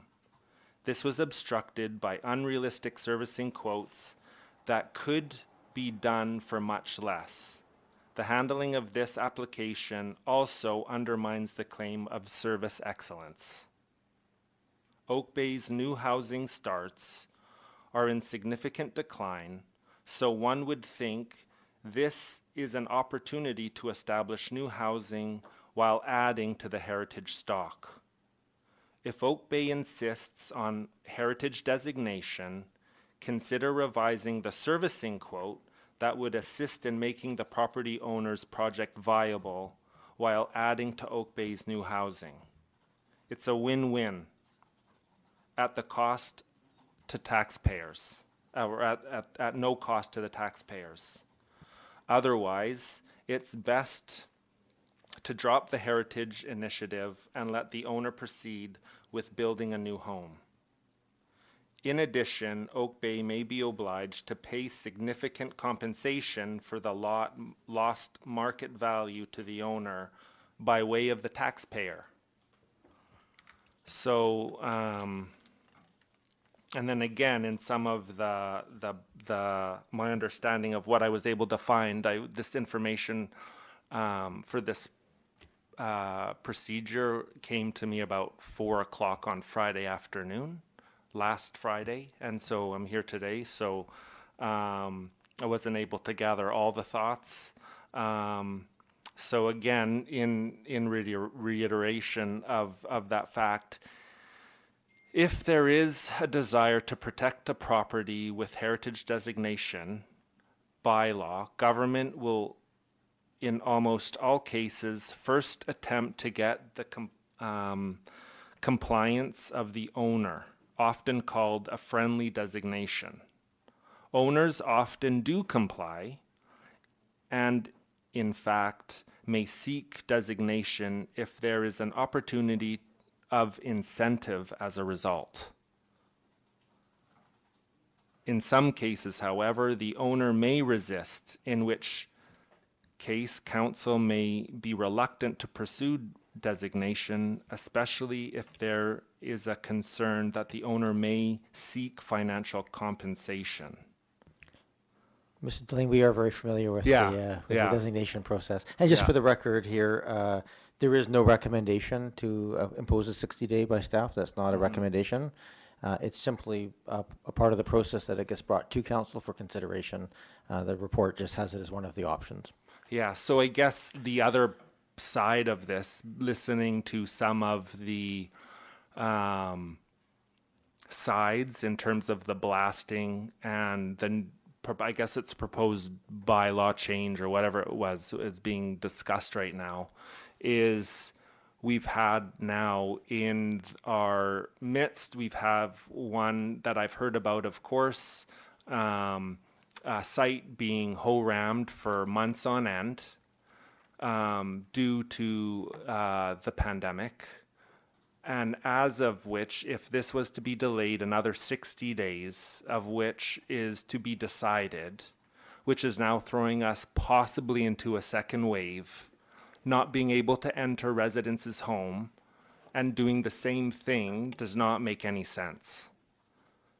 Okay. This was something, this agreement originally was not something that the owners or myself or partners and myself wanted. We wanted the HRA. We were pursuing it.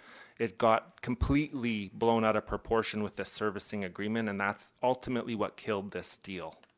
So the non-flexibility in that is wanting to be stated as for our side. Thank you. I think one question, and I'll come back to this table for consideration.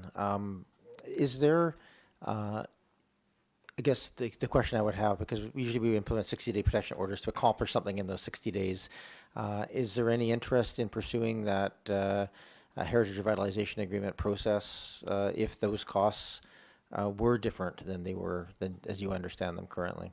Or is that whole process essentially, to your mind, not on the table anymore? Again, I think going back to that was the initial intent, was that we work in the neighborhood, we work in this community. We're not trying to be difficult. Again, as a business standard and practice, it doesn't make sense. I mean, again, the reality and the thoughts that, you know, developers or builders are making outrageous amounts of money in these construction endeavors is silly. So to kill a project based on those, yes, we would be definitely willing to proceed with the project if those costs weren't so exorbitant, 100%. Okay, thank you very much for that information. Councillor Braithwaite and then Councillor Patterson.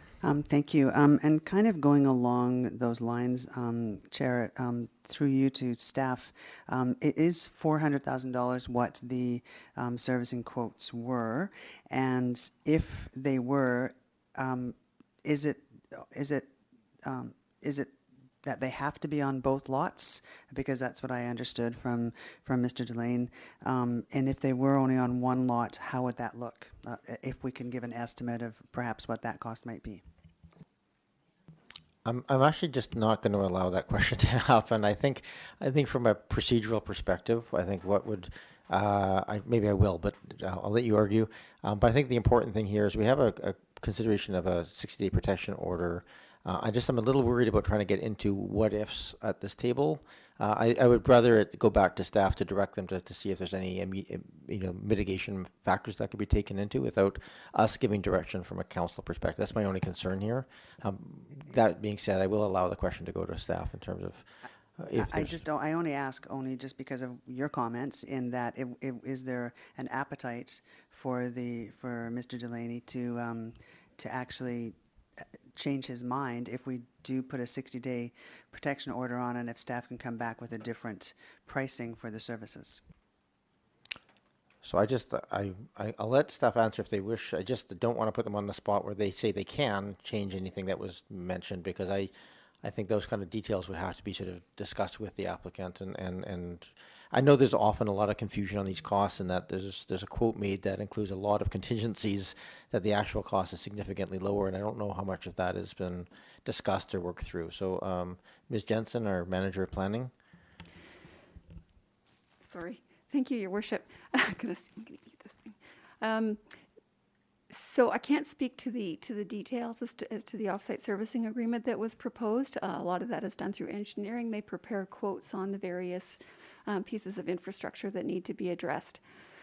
What I can tell you is that even through the HRA as a subdivision, even with an interior lot line adjustment, that's considered to be a 2-lot subdivision. And so the infrastructure that's required applies to each of those lots, even though they're both existing today. So the initial costing was done based on those 2 lots. Staff then took a closer look at the cost because we knew this was part of an HRA, and then we can negotiate based on those 2 lots and the costs. And we did manage to reduce substantially the cost. What Mr. Delane is referring to is what was proposed to them at the time, based on the total cost. Thank you. And if I may ask one more question, and through you, Chair, I understand that for the second lot, I'd like an understanding as if for the second lot, would there be blasting required for the second lot?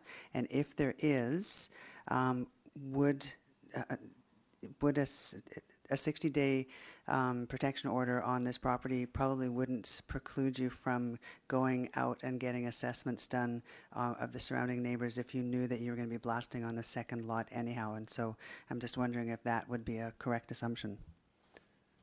I'll go to staff. I guess this really comes down to notification and assessments based on property line or the blasting site. Mr. Anderson, does the changing? Is there any change in notification or review of for site surveys done around the area change if it's for one lot or two lots? No, that the survey, the work that's done associated with blasting is to do with the proposed building on the property, on the site. So they would need to have that permit approved before they were able to determine what they were actually doing in terms of their construction and whether or not that required blasting. But if blasting was selected by the contractor under a building permit, we would follow that same process we described earlier. Okay, thank you. Okay. Councillor Patterson? Thank you, Mayor, and I thank Councillor Braithwaite for those comments and that you allowed them. Certainly as the liaison to the Heritage Commission, there's understandably disappointment whenever a heritage property is lost to the community. And so thank you also to staff for clarifying some of those issues they spoke about. Just as a further clarification with respect to considering a temporary protection order, if the applicant could confirm if it would be his intent if in this demolition to proceed to immediately proceed to developing a single new dwelling on the lot would not be subdivided, so it would remain as one. It would remain as one lot, and it would be an immediate development of a single new family home. Mr. Deline, is that correct? Single family home being replaced, is that the plan? This is, the application is a single family dwelling that's going to be put onto island. As far as the other lots, then that's or the back lot. It's a small lot. I don't know what we could possibly do. I mean, again, a small home seems like it would be perfectly fine and feasible. We would want to build that. But the application that we proceeded with is a single family dwelling home on that property on 785 Island Road. Thank you for that clarification. Any other questions of the applicant or staff at this time? I'm just going to remind council, council can decide either way to apply or not apply a 60-day protection order. Question from Councillor Zelka. Go ahead, Councillor Zelka. Thank you, Sarah. Thank you so much, Chair. And am I loud enough or not too loud? You are just right. Thank you. Okay, that's great. So a question through you to staff with respect to whether we proceed or not on the consideration of a temporary protection order. It is useful for me to understand what would happen if we do, and what would happen, potentially what would happen if we don't, in terms of making a decision. So I hope you will provide a bit of latitude, Chair, with some of my questions. That is the crux of what we're trying to get to today, so go ahead. Of course. With respect to the servicing agreements, what would be helpful for me, I do notice that there are a number of with respect to development, there's of course various on-site works and services which have to be done, but there's also the excess capacity or the off-site services that have to be put in place. A simple question I'll start with to staff is whether we through an HRA process or through a demolition and a greenfield situation where the house is torn down, will the cost for the servicing agreement be basically the same for the developer regardless of which option is chosen? The answer, I can probably answer that one. The answer is no. It only kicks in because of the subdivision. So the subdivision process, which is part of the HRA, triggers the off-site servicing upgrades. And I understand correctly that the proponent does not wish to do a subdivision if we don't proceed with an HRA. Is this true? But Mr. Lane, that is correct, is it not? There is no subdivision planned without the HRA. Well, right now we're just supplying a single family dwelling for 785 Island Road. Yes, thank you. So based on that, I don't know how else to say it. Yep, perfect. So that's the application that's in right now. So, a question that just for clarification, please, if I may. Is there a servicing agreement required for that with respect to the excess capacity, the off-site capacity, the on-site works and services? I presume there will be a charge for that, since it sounds like on Island Road, the services are not particularly adequate. To the best, give that to Mr. Anderson. Yeah, there isn't off-site works and services in a building permit process that would be associated with the servicing agreement, and the costs associated with that are part of a subdivision process. So if this is a building permit, there's just the matter of connecting, making sure appropriate connections are made to existing services. Councillor Zelka? So from what I'm hearing, that the servicing costs are less with a single-family home on an existing lot. Mr. Henderson? With services available, yes. And the services are available, yes? On Island Road, and they're not available on Plumer, to my understanding. Which is okay, thank you very much. So the next question, if I may. Under the HRA, I understand that the whole intent of the HRA is to provide a mechanism where local government has an opportunity to enter into a negotiation with a proponent because we have an interest from a win-win perspective of maintaining this beautiful piece of heritage, this 1912 KB Spurgeon architect house at 785 Island Road.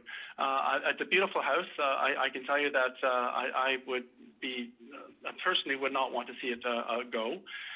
However, I'd like to know from an HRA perspective, how much flexibility do we have to adjust and amend servicing agreements?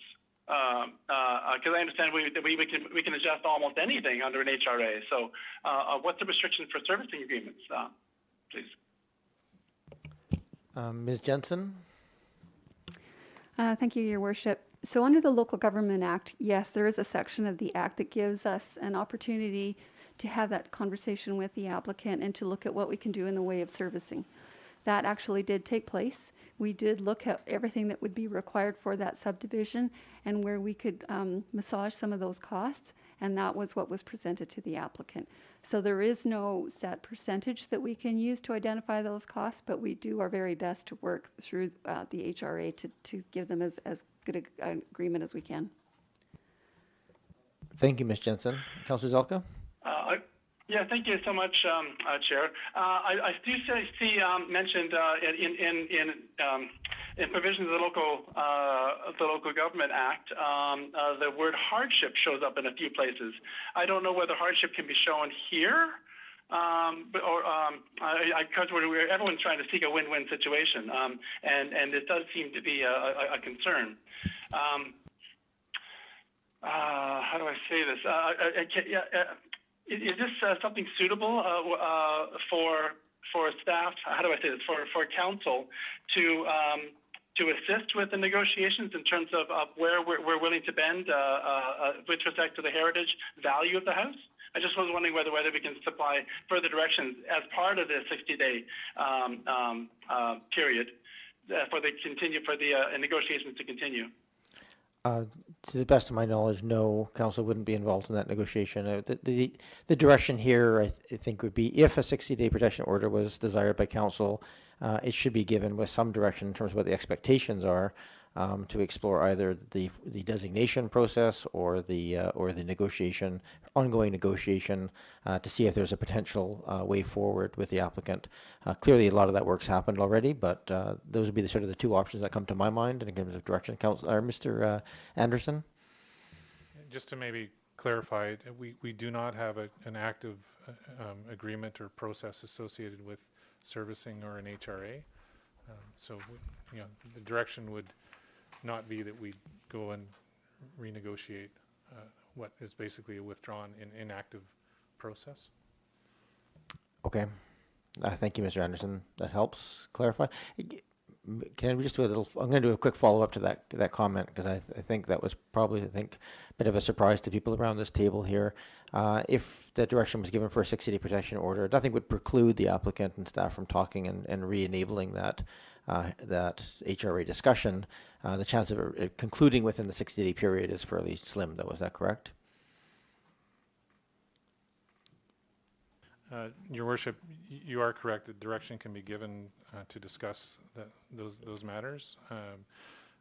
Given my understanding of the process to date on that, I'm not sure how much further we would get on that, given that we've worked through the HRA to try and reduce those servicing costs associated with the project or the property. Okay, thank you very much, Mr. Anderson. Councillor Zelka still has the floor, and then I'll go to Councillor Green. Thank you very much. I do note that it was HRA 0009 appeared to be the process that the proponent was proceeding along with the Heritage Commission. And I do notice back in 2019, July, the Heritage Commission did recommend that this it received their blessings for it to try and continue and be negotiated. So I would certainly hope that we could encourage the proponent and staff to try and continue either through the HRA 009 process or some other process to come to some sort of a negotiation and ideally an agreement to somehow save this absolutely beautiful property, which I believe has added value with respect to the fact that it's 1912 heritage home. Okay, thank you, Councillor Zelka. And again, we have two options here. One is designation, or the other one is if there's a willing effort on the part of the applicant to designate on their own, either through an HRA process or other. Councillor Green. And through you, Mayor, to Mr. Delaney, thank you very much for coming tonight. Just a couple of questions. Had the HRA been successful, you would be building a single-family home behind the heritage home, correct? Yes, correct. And then the heritage home would be restored, and you would be selling that or renting that, or? The plan was to sell it. Sell it. Okay, yeah, thank you. to do a renovation and then to sell the both properties. And Mr. Delaney, through you again, Mayor, had you thought of another form of housing for the new home, i.e. a duplex, for instance?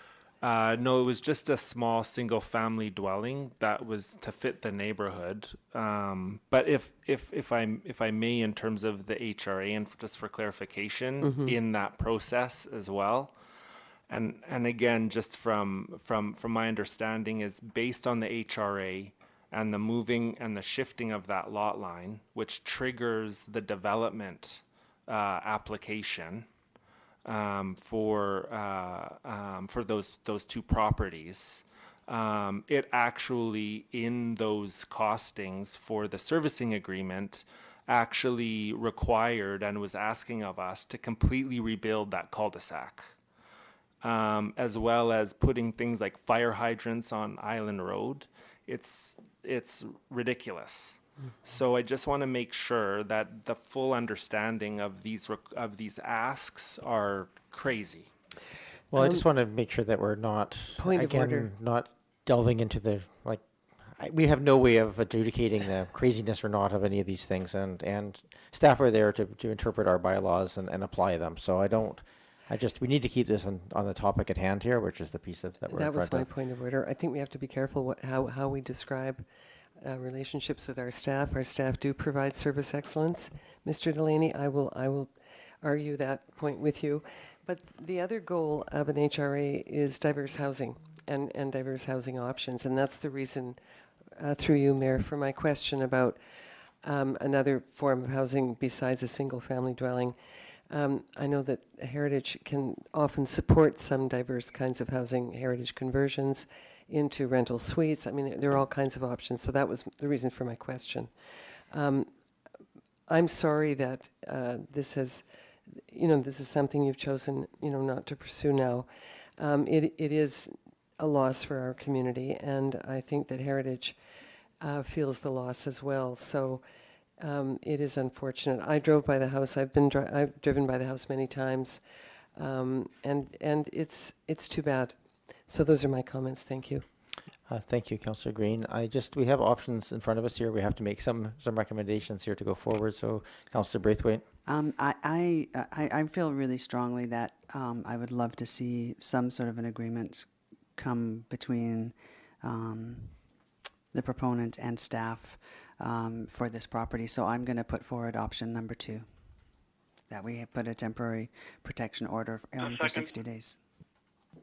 So that's moved and seconded. Your motion, and do you wish to motivate it all? I mean, I from what I can hear, and through you, Chair, I'll make this comment to Mr. Delane. It sounds to me like you really want to make this work, and so I would hope that. Actually, since we're now on to a motion, can we just keep the conversation directed at the council? That's okay. So I just would hope that that this could turn out to be a win-win situation, and so I would like to take the 60 days as a cooling-off period to try and figure out how best to move forward on this. Thank you. It's moved and seconded. Is there further discussion on this topic, Councillor Appleton?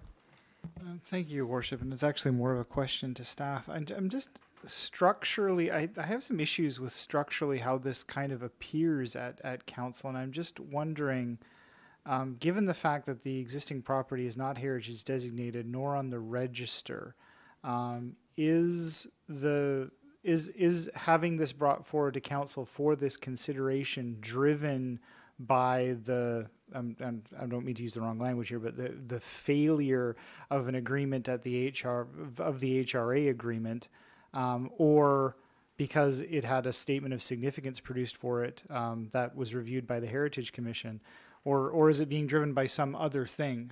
Because I have concerns about mechanism, because if we're talking about a property that isn't designated or even on the register, then is it theoretically possible that any given property in the district will be brought forward for such an order?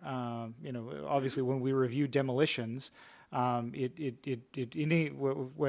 demolitions are announced, it's clearly indicated that it is not on the heritage register or designated. So I'm just kind of wondering about mechanism, and I don't mean to be obtuse, and I'm not saying that anything. Let's ask the question of staff. That's a good question. Yeah. Council, Mr. Anderson, what is the trigger that would bring these applications to council for consideration of a protection order? So in this instance and in others, where there's identified heritage value, that is enough under the legislation for that to be brought forward for council's consideration of a temporary protection order. This isn't come forward with respect to an agreement that didn't work or an application that was withdrawn. That application process did prepare a draft statement of significance that articulated the heritage value.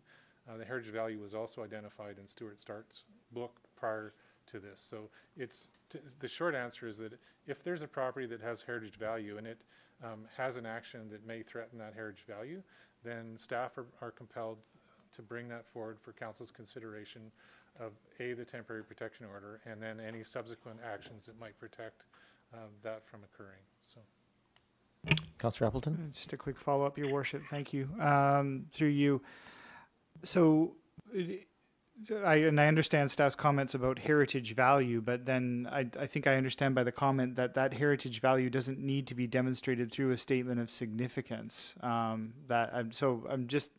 a statement of significance, for instance, if this property wasn't specifically mentioned in the book, and if there was no statement of significance associated with it, under what parameters would a given property be given to whose discretion is involved in indicating that property has heritage significance if it's not supported by documentation like it is in this case? Mr. Anderson? Well, Your Worship, it's a fair question, and this property that you have before you has some identified heritage value that has come out of a process, and so it's been brought forward.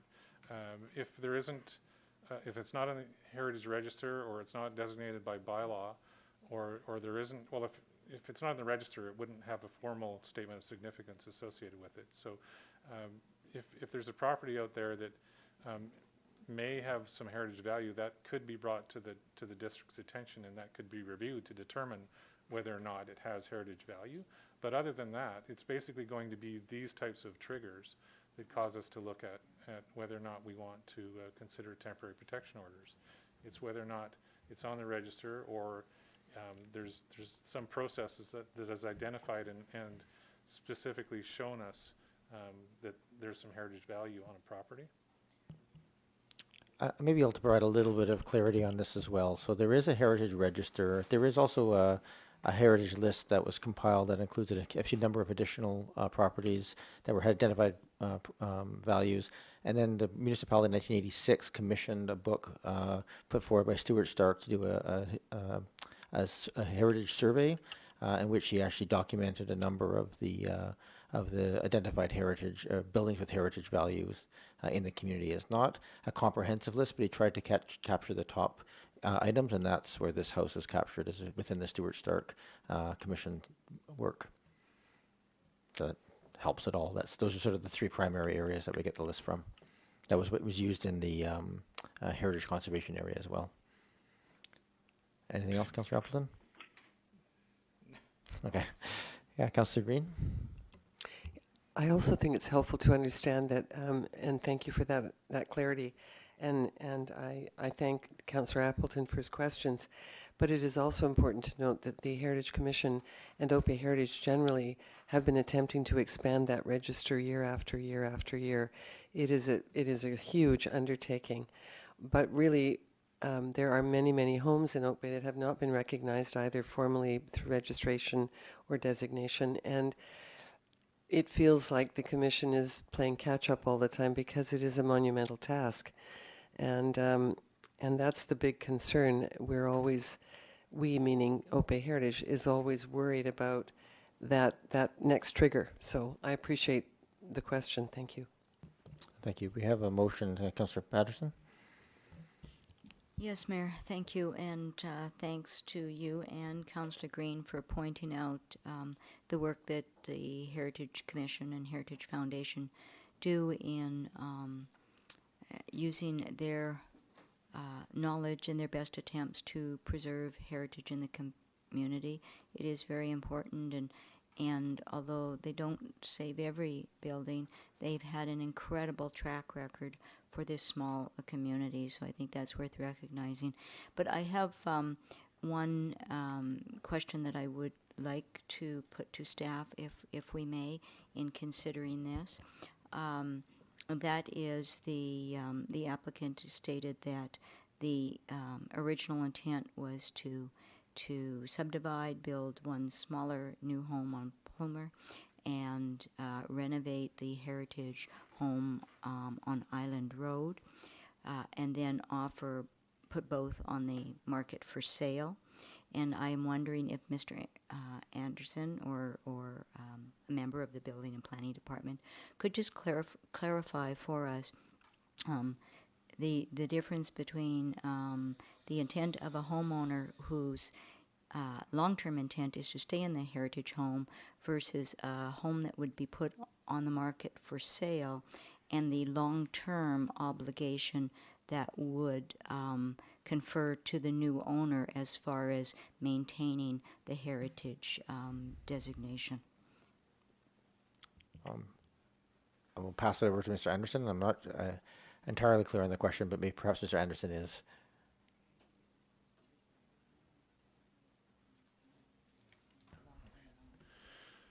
Your Worship, from staff's perspective, it wouldn't matter whether it's a future owner or an existing owner, respecting the work we do protecting heritage value of a property. I think if I could just do a follow-up to clarify that, is for a home that has a designation, we can put protection orders on them, but should an existing or future owner make the decision to not continue with that designation, what process would they go through to, in fact, change that? Would there be a penalty to them in any way, should they not want to continue with the designation during the longer term? Go ahead, Mr. Anderson. Yeah, the process would be to ask council to consider changing the bylaw to remove the designation from the property. What the conditions of that might be, I wouldn't want to sort of pause it. Thank you. Any other discussion on this item? Councillor Zelka? Go ahead, Councillor Zelka.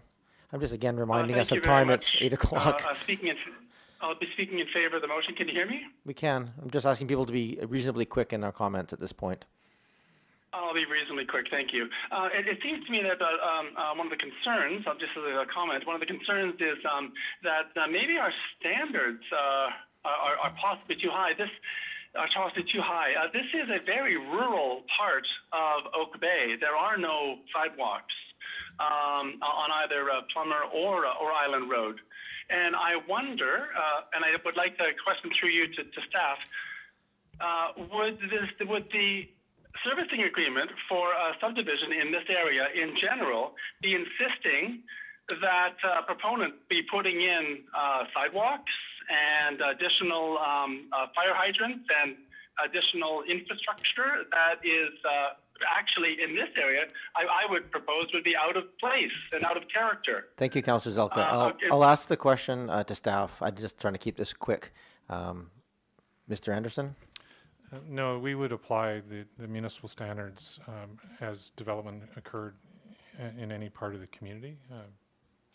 So the same municipal standards and works and services improvements would be applied when we consider subdivisions in other parts of the district as well. Okay, thank you. Councillor Zelka, anything else? Sorry, was that a yes or no? Well, would Oak Bay be insisting that a sidewalk be installed, for example, in this case? Mr. Anderson? As I stated, Your Worship, municipal standards would be applied, and any improvements that were needed would be applied in any area, including this. So if there's a sidewalk requirement, then that would be part of that subdivision process and the services that were provided. So then the question I would ask, thank you for the comment and for the answer. The question I would ask is, maybe as part of the HRA process, would we be within our rights as Oak Bay Council to modify the servicing requirement in this case?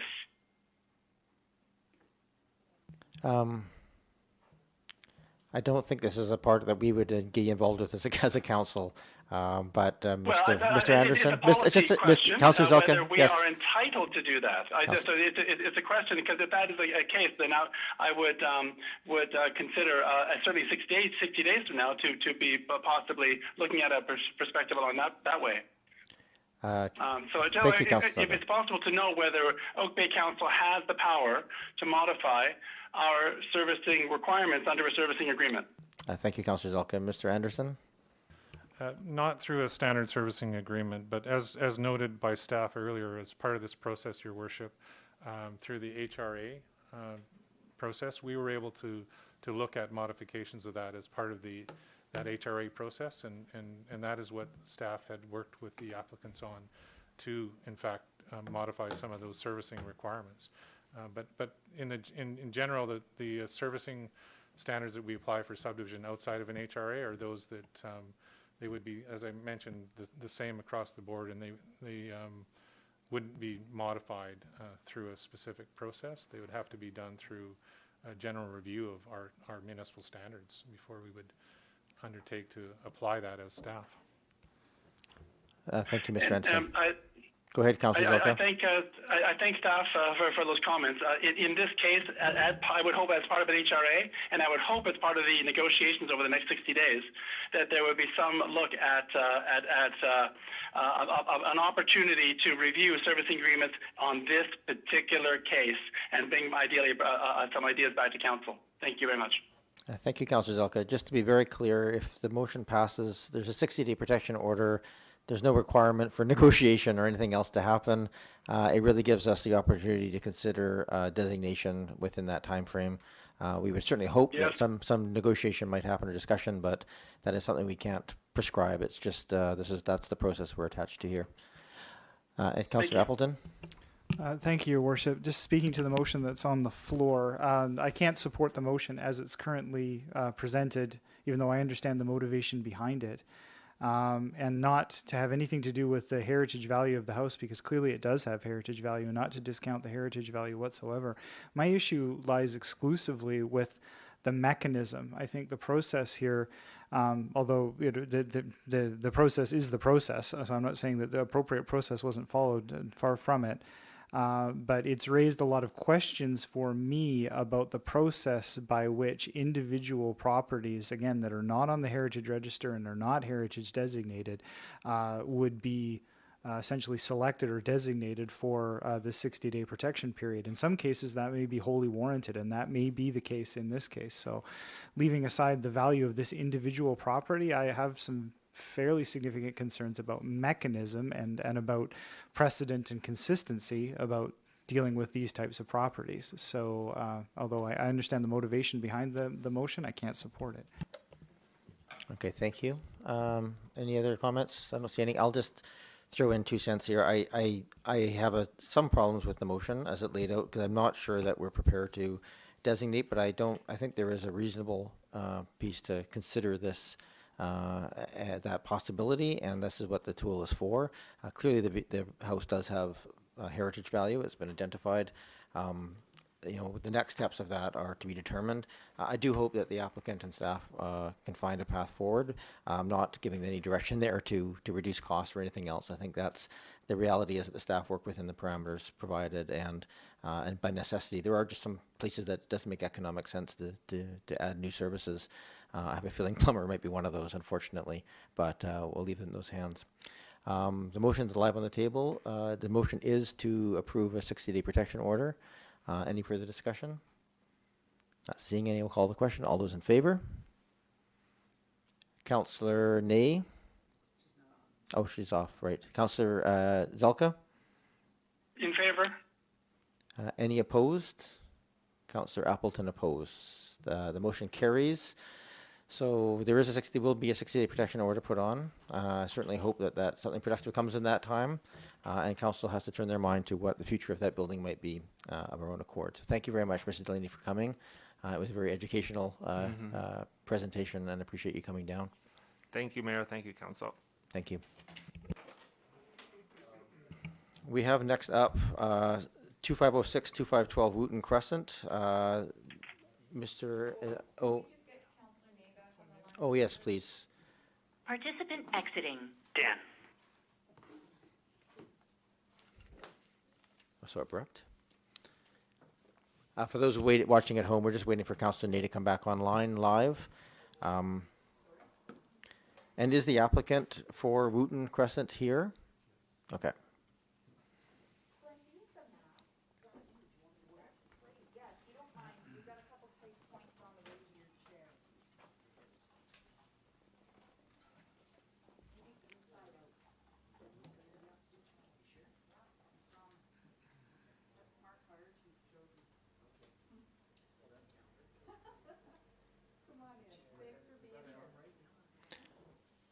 Ms. Varela, has this been, was it wiped down?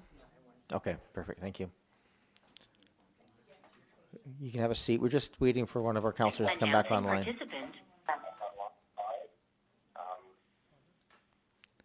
the applicant for Wooten Crescent here? Councillor Ney, welcome back. Thank you.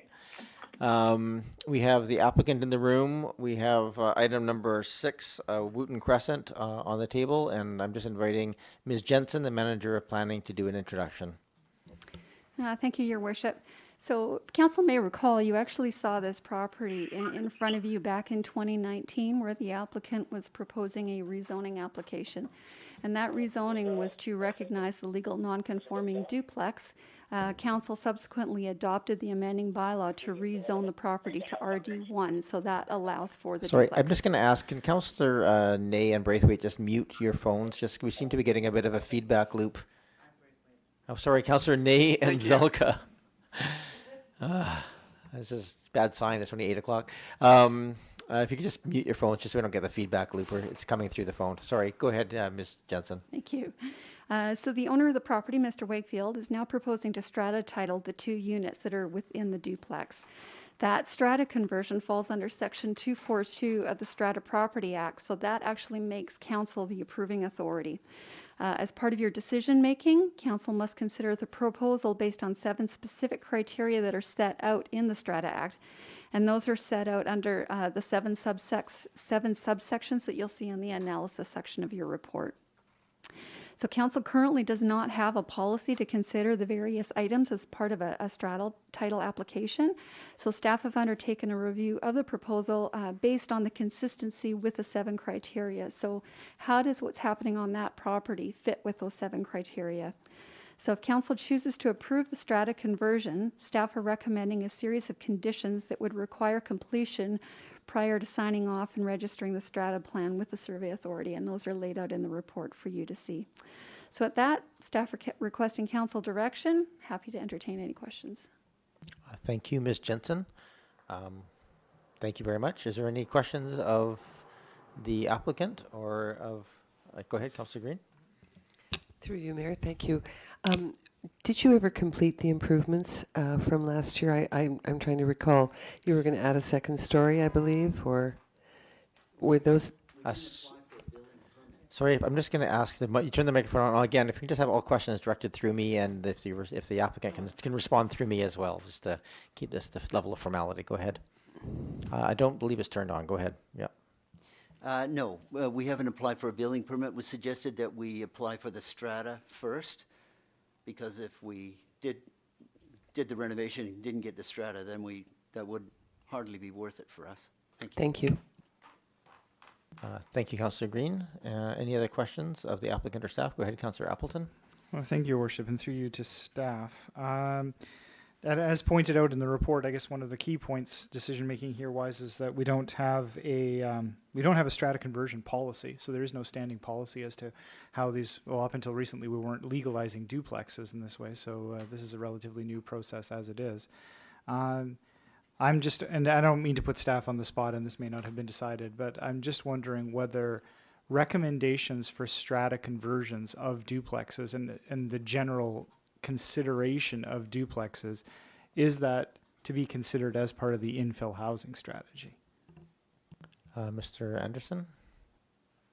So with respect to infill housing and the approach, that's to look at basically forms of housing and how those might be accommodated in the community, less so looking at the tenure of housing, so rental versus ownership, which is what we have before us this evening. So I would say it might be a component of us looking at infill, but it wouldn't be the primary reason that we'd be looking at infill housing forms in the community. The tenure would not be the prime focus, if I may. Okay, thank you. Any other questions of the applicant or staff? Councillor Ney or Zelka? Councillor Zelka here. Go ahead, Councillor Zelka. Thank you so much, Chair. I'll be as quick as I can. First of all, compliments to staff, and I'm very pleased to see that you're bringing this to council in our absence of a stratification process or policy, and I do appreciate you laying it out as well as you have. Is this a question through the chair to staff? Is this a process that we would notify the neighbors about? What's the notification aspect with respect to this? Because I know, for example, the rezoning involved the notification. Yeah, I'll just ask the question I'll ask the question of staff. Ms. Jensen? No, there are no notification requirements as part of a strata title application. Thank you. Councillor Zelka? All right, thank you. That was the only question? Councillor Patterson? No. Thank you, Mayor, and through you to staff. There is mention in the staff report that, but if council is in agreement with this, that it can provide affordable housing in Oak Bay or expand affordable housing options in Oak Bay. I'm wondering if staff could speak to that. Some municipalities do have some guidance on that. We don't, as of yet, I believe, have anything within our housing framework that does market comparisons on affordable housing. Ms. Jensen? Yeah, again, we've taken it as far as preparing the housing needs report, so you have some idea on numbers within the district and what's happening in terms of housing. But in terms of a straddle title process, Council does not have any policy in place that would even help us reference what that looks like if affordable housing is one of those things that you want to consider as part of one of these processes. Another way to look at this is as affordable housing. Are you considering it in terms of rental accommodation as part of a duplex, or is it affordable housing in terms of a building that's been around for a while, and even if it goes up for sale, it's not likely to see the same value as you would see on a new building? Thank you, Ms. Jensen. Any further questions? Councillor Patterson? Okay, Councillor Braithwaite? I'm ready to make the motion if you would like. Go ahead. I would like to move option number 1 from the staff report. I don't think I need to read it all out, do I? No, but essentially approving, undertake a strata conversion subject to those pieces. Okay, it's moved. Is there a seconder for that motion? I'll second it, Councillor Name. Okay, thank you, Councillor Name. Councillor Braithwaite, go ahead. You have the floor. Yeah, I actually like this. I think that, the other option would be to tear it down and rebuild. I'm happy to see that we're keeping this building within the community, and I think it's going to be interesting to move ahead with making it a strata, and that it has my full support. Thank you, Councillor Braithwaite. Any other comments on the motion? Councillor Zelka? Go ahead, Councillor Zelka. Go ahead, Councillor Zelka. Thank you, Chair.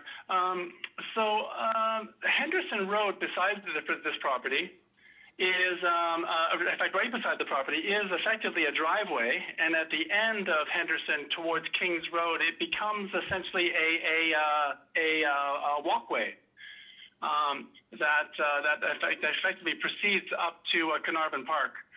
I've used this walkway extensively with my child as we would walk during summer camps, for example, from the Oak Bay recreation facility along Henderson Road, along this walkway, beside this property, up to Carnarvon Park for other events up there. I just wanted to ask through you to staff, what is the impact on the walking ability along Henderson Road beside this property as a result of, or possibly impact as a result of this stratification? Councillor, Ms. Jensen? Thank you, Your Worship. Because this is an existing building, an existing development, through the strata title process, there's no requirement to undertake any additional services. So Henderson Road, as it stands right now, there would be no change to that at all. Thank you, Ms. Jensen. So just wanted to confirm that as a result of the stratification, there'd be no fences would be put up necessarily. That would be, or no additional car parking that would block the pedestrians and the children that use this walkway extensively. Ms. Jensen. They have enough parking on site right now, which complied with both the parking bylaw and the zoning bylaw at the time of rezoning. As far as fencing, they can put fencing up on their property as per the bylaws that we have in place, but they could not be blocking public property. All right. Thank you. Ms. Jensen, I have a question on this. In the report, it talks about the process that we're following currently, which is a strata conversion, because this is an existing duplex. It goes through council for approval of that stratification. It makes mention there if a new duplex was rebuilt on this site, not a renovation, but a rebuild, can move forward with a strata title through the Land Title and Survey Authority. Can you explain to us briefly what that process looks like, and is council involved in that discussion? Simply put, there's a difference in the act between what you have as an occupied building versus a non-occupied building. So if somebody's constructing something new, they can go straight to having that property strata titled. It's when you have an occupied building that the act requires council or their delegated authority to take a look at it and determine what you want to do with it. Okay, thank you. And the process follows, just goes through the provincial piece? Okay, thank you. That's correct. Okay. That helps clarify in my mind. Any other comments or questions at this point, Councillor Appleton? Mr. Mayor, Tara here. Yeah, go ahead, Councillor Ney. It's your first time speaking. Go ahead. It was difficult to hear what staff just said, and this question may sound like I never heard that, but I didn't hear it. So I'm just asking this question. Does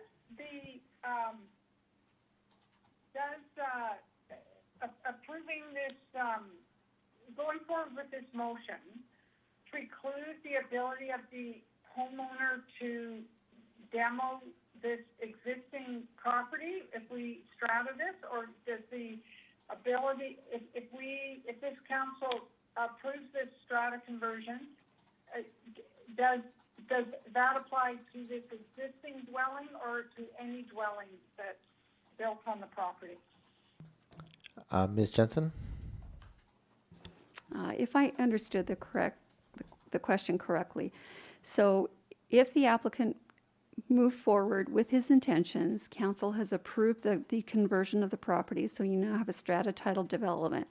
That would not preclude them coming forward with a demolition application at a later date. But if you now had two separate owners, they would both have to be in agreement with demoing that building.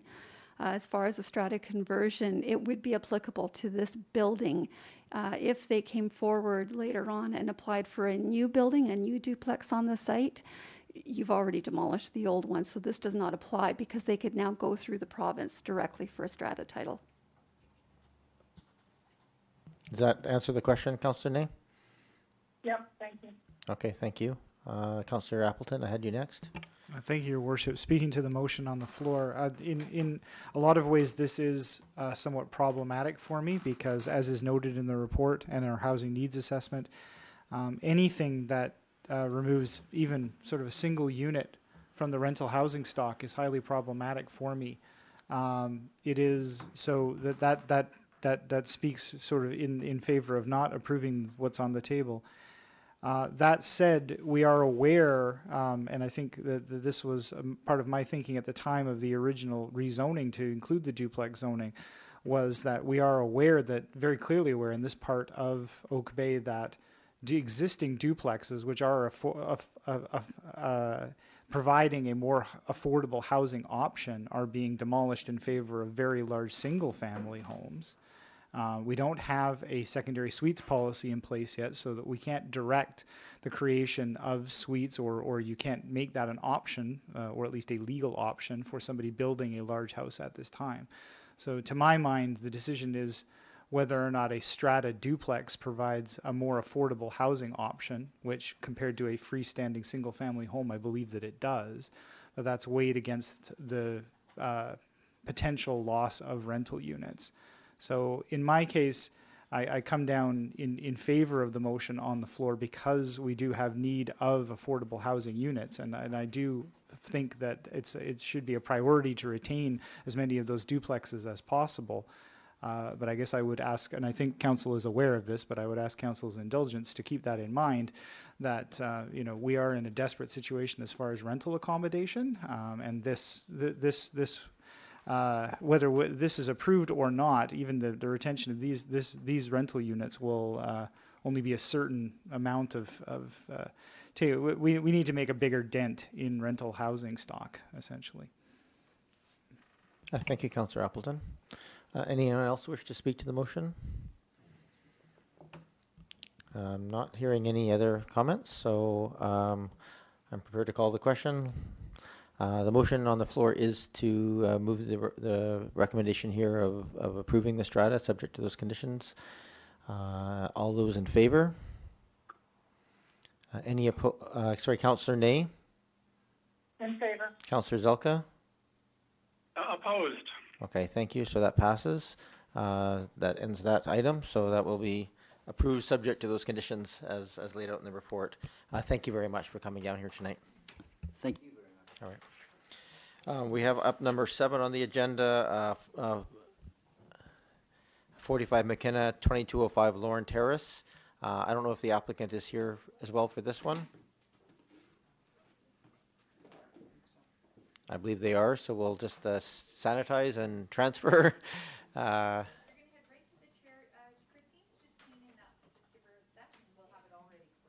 So as the cleaning and the weeding is happening, perhaps I can get staff to provide an overview of the of this application. And welcome. We'll introduce you in just a minute. You're welcome to take off your mask once you're seated. Ms. Jensen, go ahead. Thank you, Your Worship. So this development permit application was submitted to facilitate both remediation and landscaping works along the waterfront at both 45 McQuina Street and 2205 Lorne Terrace. So this slumping is actually affecting both properties. That slumping happened in February due to some rainstorms, which revealed a weakness in the bank, and works are now required to ensure the safety of both the existing home at 45 McQuina and the stability of the bank for an approximately 15-meter strip. That work needs to happen before the upcoming storm season in case that slumping becomes even worse. So the Shorelines Development Permit area is really set out to preserve and protect the integrity of the shoreline. There are a series of guidelines set out in the OCP to determine how any development should take place in these areas, which essentially reflect green shore strategies. Staff have worked with the applicant to develop an approach that would stabilize the bank and provide a natural environment and encourage biodiversity. So proposed works include removing the invasive species that are within that area, installing rock boulders to anchor the bank, provide anchored logs along the beach, and plant native species throughout. Council saw a similar approach to this next door at 43 McQuina in 2018, which has now grown in and supports the native shoreline habitat. The area in question, you'll see, will not present as the gradual terrace designed next door, but rather due to the extreme slope and the smaller area to be stabilized on the site. Staff are requesting council direction. Thank you very much, Ms. Jensen. Can I just get the name of the applicant that's here? Hi, I'm Julie Budgeon. I'm actually just representing the owners because I've been working on the application for them. Okay, perfect. And we do have the letter from the applicants and the engineering that came as a late agenda item as well. So we may or may not reach out to you on this. We're just going to go to council first for any questions they may ask of you or of staff. Councillor Patterson. Yes, thank you, Mayor. I support and would move that we, staff recommendation on this. Just, it appears, of course, that from the staff report and everything that is submitted, time is of the essence here. I just want to confirm that our building and planning department have received all of the technical information that they need to confirm that they have sufficient information to recommend that what is presented and that no further information would be required. Ms. Jensen? Thank you, Your Worship. Yes, we do have all the information we need. Thank you. Councillor Green? I'm going to support this application. I'm very pleased with the report that staff provided. Do you want to move? I think I almost heard a motion from Councillor Patterson. No, I'll Was it intended? second it then. So, okay, well, move her in a second there, so it's live on the table, and we can talk to the motion. Go ahead. And just quickly, I really appreciate the report from staff. I particularly appreciate the care taken on the foreshore. It's always a big issue, and thank you very much. Thank you, Councillor Green. Is there any Councillor Appleton? Thank you, Your Worship. Speaking in favor of the motion on the floor, I would just make the comment to council, and I think that council is already aware of this, but I think it's worth repeating in this context that clearly this is a response to shoreline erosion, as council is aware and staff have informed us. We do have a sea level rise study coming to our attention here in fairly short order. I guess, in my opinion, I would put it on council's collective radar that in combination with what may be presented in that sea level rise study, that there may need to be modifications or additional language integrated into the shoreline development permit area. I think that there's every expectation that this type of situation will crop up on any number of different shoreline properties. So I think that we are going to have to collectively put our minds to how our bylaw language reads in terms of how to deal with these situations, because this will not be the last project like this that will come before this council. Thank you, Councillor Appleton. I think just probably not that important, but just note that this is the work being done here is to address slumping more than erosion. There is an erosion section as well that is not being covered by this, but primarily to address the slumping that's happening on the site. No doubt related to some of the erosion that's happened. Any other discussion on this motion that's on the table? Councillor Nair, Councillor Zalka. Zalka? Go ahead, Councillor Zalka. Thank you, Chair. Following up on Councillor Appleton's comments, I note that the Sendai framework has been recently endorsed by the BC government, and no doubt will be part of a mechanism that could potentially assist going forward with the sea-rise that we're all concerned about. And I do also look forward to that sea-rise report coming in. Meanwhile, I will definitely be voting in favor of this. This is something that I'm very impressed with the proponents coming forward, and I appreciate the mention of green shores right up front. Thank you, Green Councillor shores Zelka. approach. Councillor Ney, any comments before I get to the question? No, thank you. I'll be voting in favor. Okay, well, I think I know where the vote's going then. Looking around the table, I'm going to call the question. The motion is to approve the application as it's laid out in the report. Not seeing any other comments. I will call the question. All those in favor? Councillor Ney? Yeah. And Councillor Zelka? In favor? Thank you very much. That passes. Moves forward. Thank you very much. Thank you for waiting around to get up to the thing. Moving on to item number 8, we have a development permit advisory design panel application at 3555 Beach Drive. I believe the applicant is here, or a representative. Is the representative for 3555 Beach here? Okay. So as we're cleaning and they come in, perhaps I will just ask, I'll wait for them to come into the room so they can hear the provision.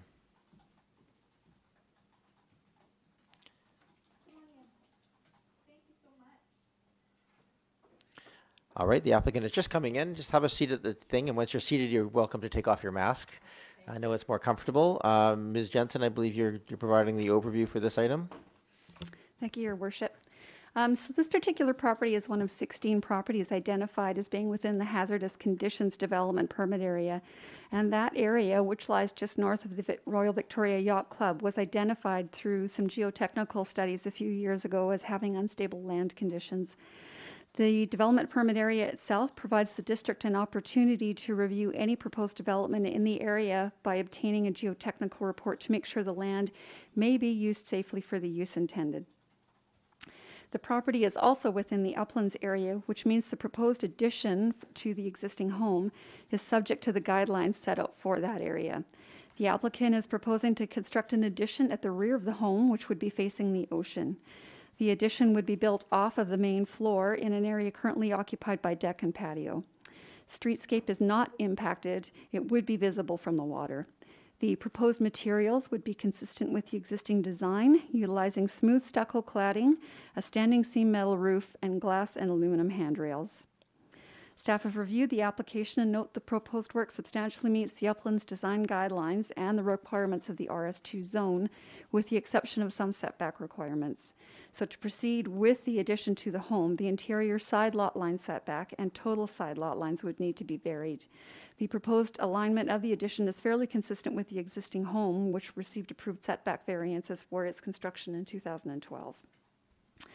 The geotechnical report, which I referenced earlier, was provided with the application and confirms that the proposed addition to the home will not impact the stability of the slope. The proposed addition is considered safe to proceed with its construction, and that recommendation satisfies the guidelines that are set out for the hazardous conditions DPA. The report further emphasizes that the bank that slopes down to the ocean should be retained in its existing state to maintain its stability. To respect the slope and achieve tree canopy cover, the applicants would enter into a bond that would achieve the planting of approximately 4 large canopy trees off-site. The front of the property already has significant canopy cover, and the Parks Department would manage the location of the plantings. And at that, staff are requesting council direction.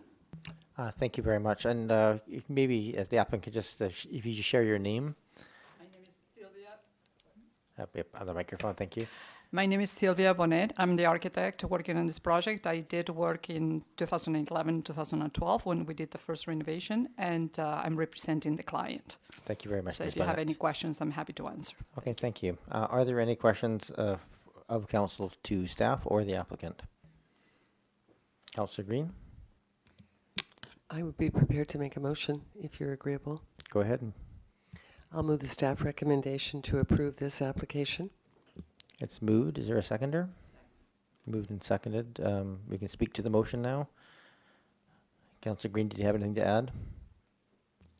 No, I really don't. I appreciate the fact that it's an improvement and enhancement, and that all of the environmental issues are being addressed, and that's always a concern on the waterfront. So thank you. Councillor Appleton.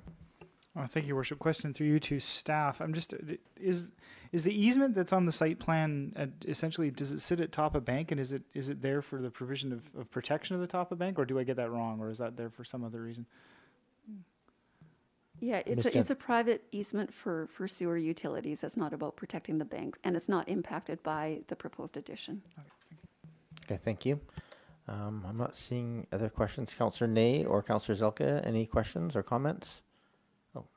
Councillor Zelka? Go ahead, Councillor Zelka.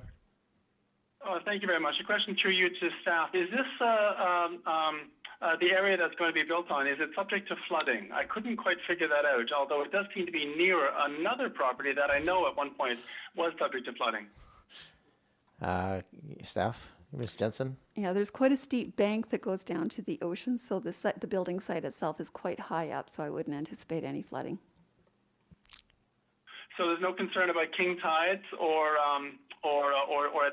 at this moment sea rise? None. All right, thank you very much. Thank you. Councillor Patterson? Councillor Zelka already asked my question. Thank you. Okay, yeah.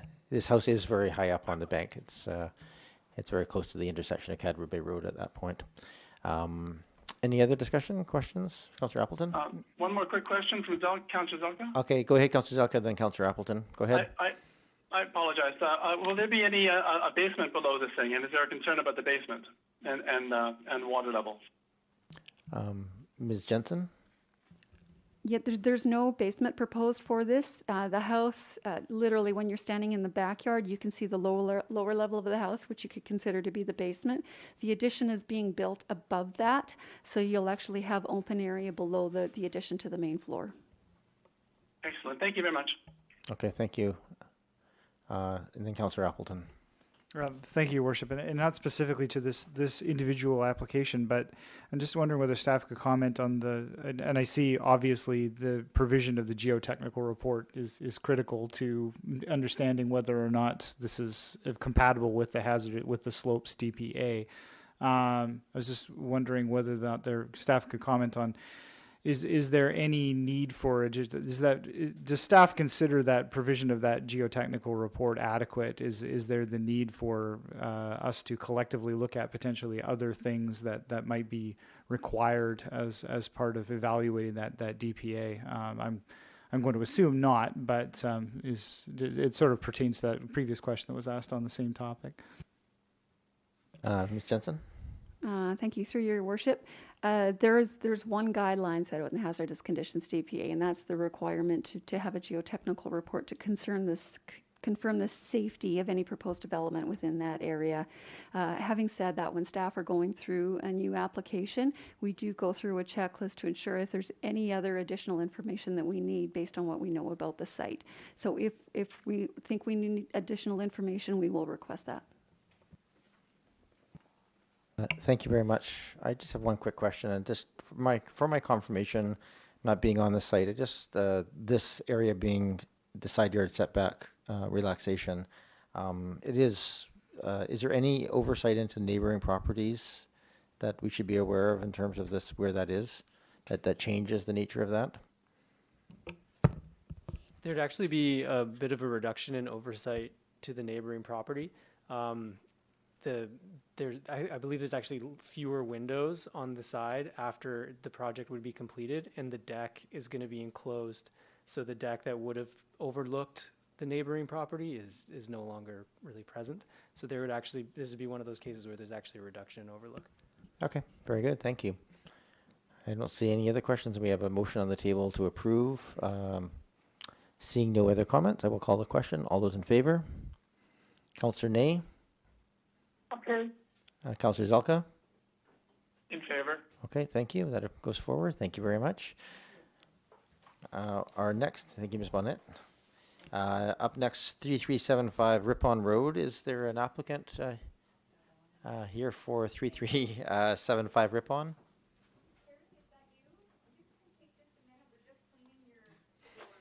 I'll take that as a yes. We do have an applicant coming in for this item, so just give us a moment here to wipe and.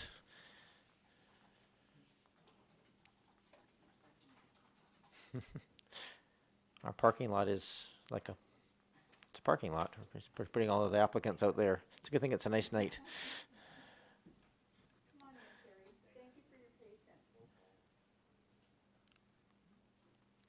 All right, so we have the applicant coming in. Please welcome. You have a seat at the table. We'll introduce you in just a moment. You're welcome to take off your mask once you're seated in there as well.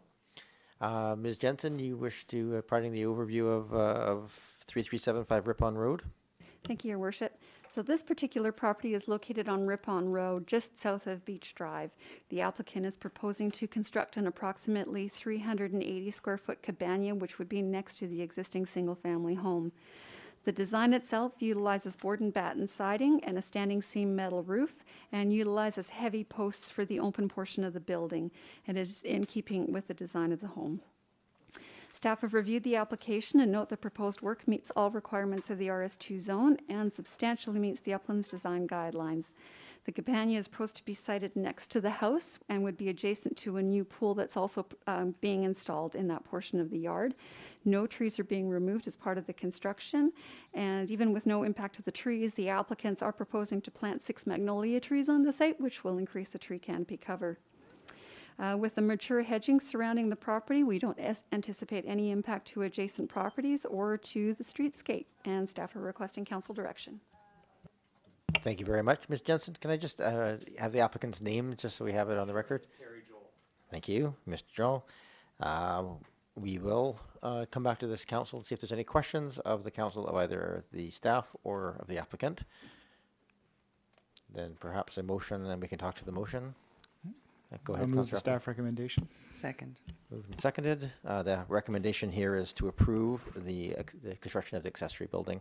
Are there any further discussion or questions of the applicant? Councillor Green. Just a quick comment through you. Thank you for the additional trees and green space. Thank you. Any other? Councillor Ney or Councillor Zalka, any questions or comments? No, sorry. Councillor Zalka, anything? No concern. Okay, No, thank you. thank you.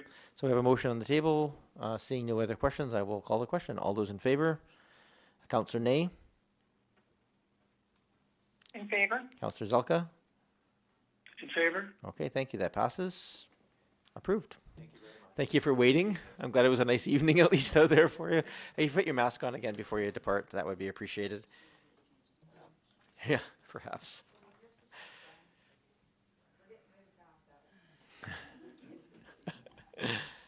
The simpler they are, the easier it is.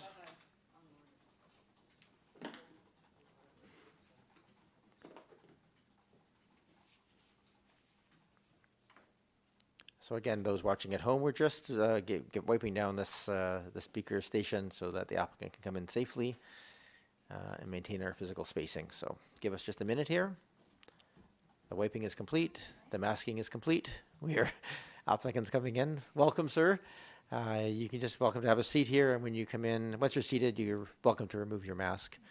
Ms. Jensen, would you like to introduce this item for 3140 Midland? Thank you, Your Worship. This home is located on the west side of Midland Road, just north of Lansdowne Road. The owner is proposing to construct an addition along the front of the home in order to create more living space and to install a new covered front entryway. The home was constructed in 1946, and the addition would incorporate materials that are consistent with the existing house. Materials include cement stucco cladding, copper finish accents on the roof, and window trim and windows that complement the existing home. The applicants are proposing to site the addition in the front yard of the property, which would require setback variances. Staff have reviewed the site, and this would be the preferred siting given the existing site conditions, including the house layout and the mature landscaping that's throughout the site.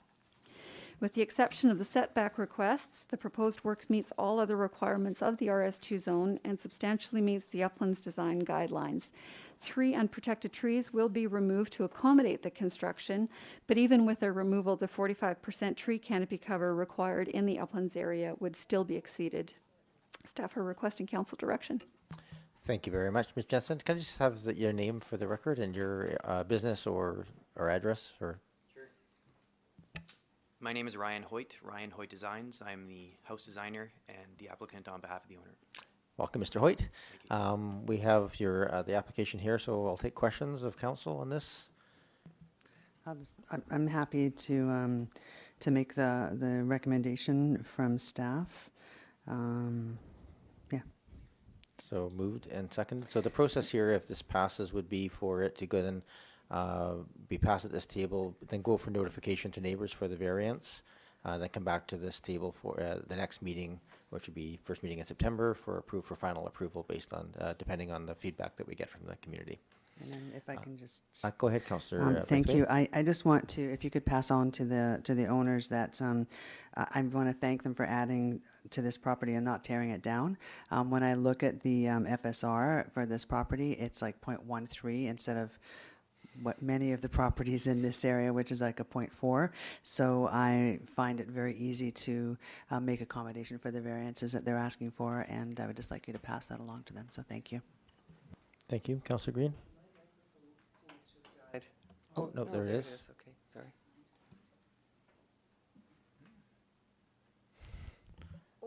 Are you back online now? Okay. Councillor Appleton? Thank you, Worship. And just very briefly, mirroring the comments that Councillor Braithwaite has said, also appreciative of a design that, as staff have mentioned, retains the mature landscaping on the site. Again, a high priority for uplands development. So that's makes it very supportable in that sense as well. Okay, thank you. We have a motion then to for the recommendation to approve. Councillor Ney or Councillor Zelka, anything to add? Quick question from Councillor Zelka. Okay, go ahead, Councillor Zelka. Thank you very much. A question through you to staff. With respect to servicing this lot, I couldn't tell from the plans where the services enter. I presume they're on the back lane. I don't know if staff wish to answer that question. Yeah, we And the only reason I asked was, are the services? Is there any impact on the services with respect to this addition? I just wanted. I couldn't tell from the plans. Maybe that's a better question. Are there any impacts to servicing from this addition? No impacts to servicing. Okay, thank you. Any other questions, Councillor Zelka? Any questions, sorry, Councillor Ney, or comments? No, not for me. Okay, thank you. Anybody else at the table? I'm not seeing any, so the motion is to approve. All those in favor? Councillor Ney? In favor. Councillor Zelka? In favor, thank you. Okay, thank you, Mr. Hoyt, for coming down here. First, for waiting outside. Thank you. We look forward to seeing you again when this application comes back in September. Thank you very much. Item number 11, development variance permit for 3375 Cadbro Bay Road. The applicant is here, so we'll just we give a moment to one to leave and one to come in, and the cleaning to happen. It's a good thing we stocked up on these sanitary wipes early on.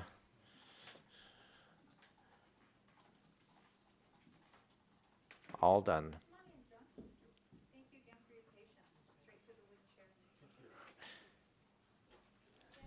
Welcome. Just have a seat there, and it's all been wiped down for your safety, and you're welcome to take off your mask once you're seated, just for your own comfort. Ms. Jensen, why don't you introduce 3375 Cadbro Bay Road? Thank you, Your Worship. This home is located directly across from the Uplands Golf Course parking area and has single-family homes surrounding them on either side. The owner is proposing to remove a portion of the home, which is currently an attached single-car garage, and reconstruct a new two-car garage, which would have similar siding to the attached piece. It would actually use a slight portion of the existing siding, but moving further in behind as well.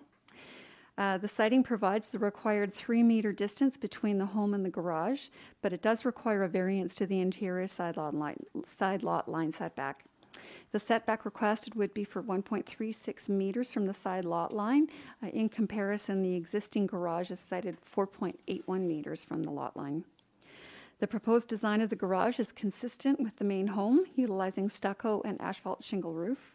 Similarly, modifications to the existing home include the addition of a new window and door where the attached garage is currently located.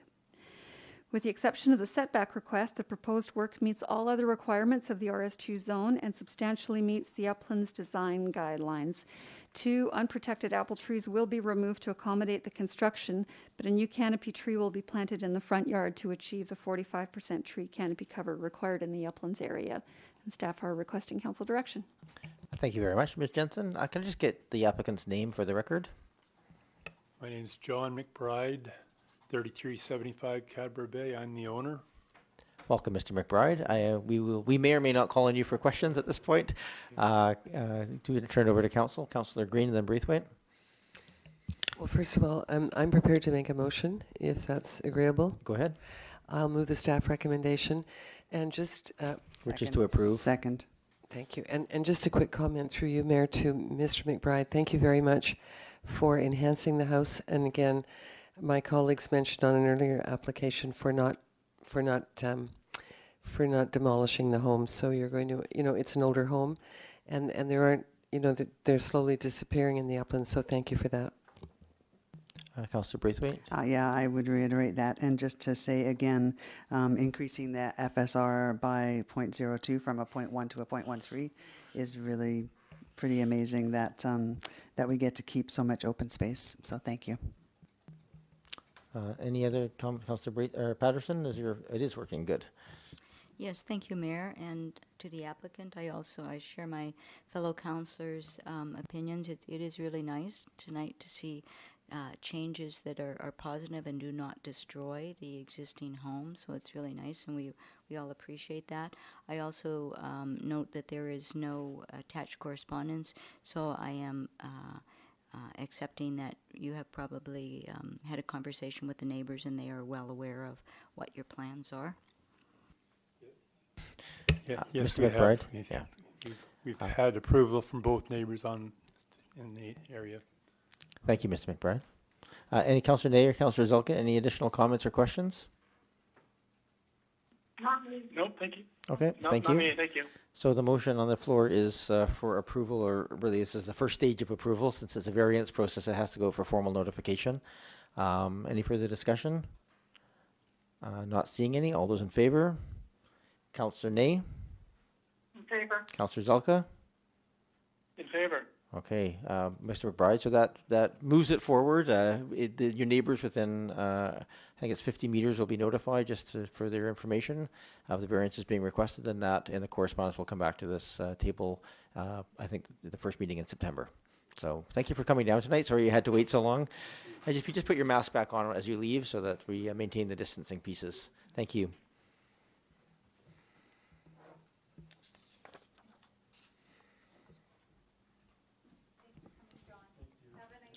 Up next, we have 1616 Hampshire as the applicant here.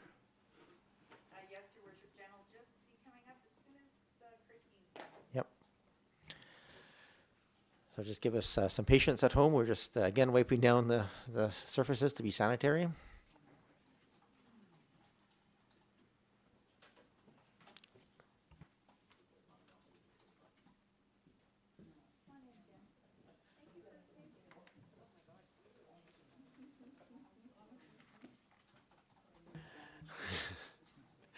Welcome. Thank you for coming in tonight. You're welcome to take off your mask once you're seated. And we will get to you in just a moment. But first, we're just going to have Ms. Jensen provide an overview of this application at 1616 Hampshire. Thank you, Your Worship. This development variance permit application proposes to vary sections of the zoning bylaw in order to undertake some renovations in the upper floor of the home.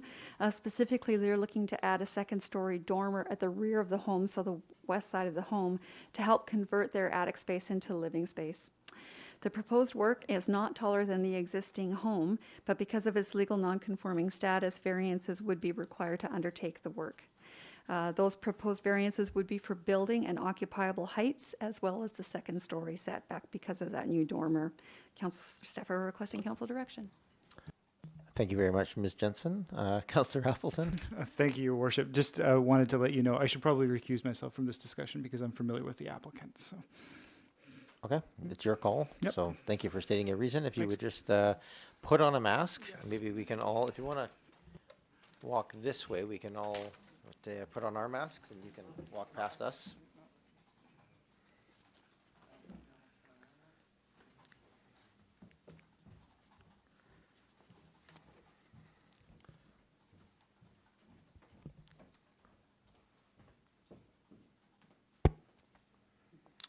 All right. Now that he has left the room, we can continue with the conversation. It's hard not to know people in this town, so there you go. Are there any questions? Sorry, I should just if the applicant, can you just state your name and your relation to the property for the record? Jen Martin, and I'm the owner. Welcome, Ms. Martin. Are there any questions of the applicant or of staff on this? I'll move the staff recommendation. Second. Moved and seconded. Any other questions, Councillor Ney or Councillor Zelka? No question. Councillor, Just confirming the house was built in 1930. that's correct. Okay, and thank you for stating an older building. Appreciate it. Thank you very much. Any other discussion, comments, questions? I'm not seeing any, so I will then call the question. All those in favor? Councillor Ney? In favor. Councillor Zelka? In favor.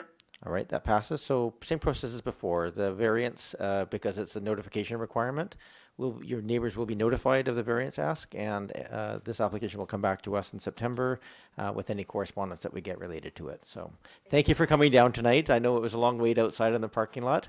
I'm happy on the last one for you.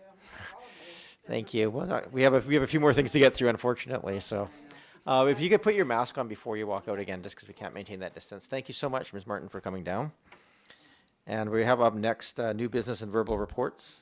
Oh, sorry, I can see someone get Councillor Appleton back into the room.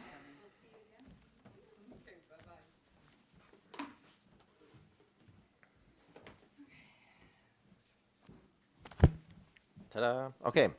Under item number 13, which is new business and verbal reports, is there any new business of council? Then report on Capital Regional District, there's not much to report, just upcoming at this Wednesday, there's a Government and Finance Committee meeting which will be discussing the Viewfield property status, so there's a surplus. CRD bought that property with a potential for sewage treatment and then has held on to it and has now sold it. So there's a significant surplus coming from that, so there's a discussion about what will happen with that. Probably recommendation is probably a good one is to pay down the debt attached, so it has significant positive benefit. The Royal McPherson Theatre Society Advisory Committee, which is the committee under governance and finance that advises on the funding formula, will be meeting again after a bit of an impasse last year. But it's difficult because the restrictions are quite high from the province on that. And the Housing and Hospitals Committee meeting will be meeting on a number of agenda items. At this time, Oak Bay Lodge is not on that agenda item, so just to give a heads up. Are there any other verbal reports? I'll just go around. Councillor Braithwaite, anything to put forward? Councillor Green? Yes, thank you.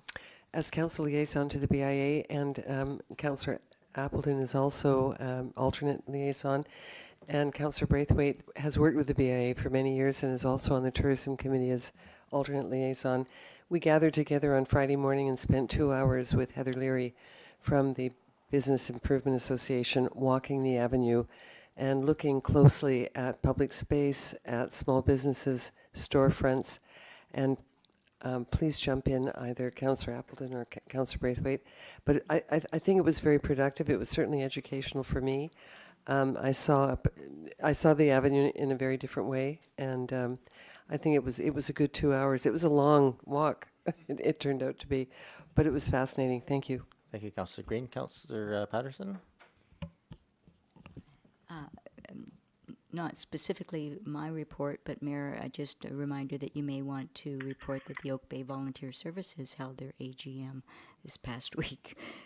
Since I was a guest at the meeting, but you're official on the an official participant. But it's really amazing how much that they have been accomplishing during a very difficult time, and the support that they are giving to members of the community. So I just thought I'd like to recognize that. Thank you. Oh, thank you for doing that. And for anybody who's interested in what they have been doing, there's that AGM included an annual report as well, which detailed a lot of the work that they do for the community.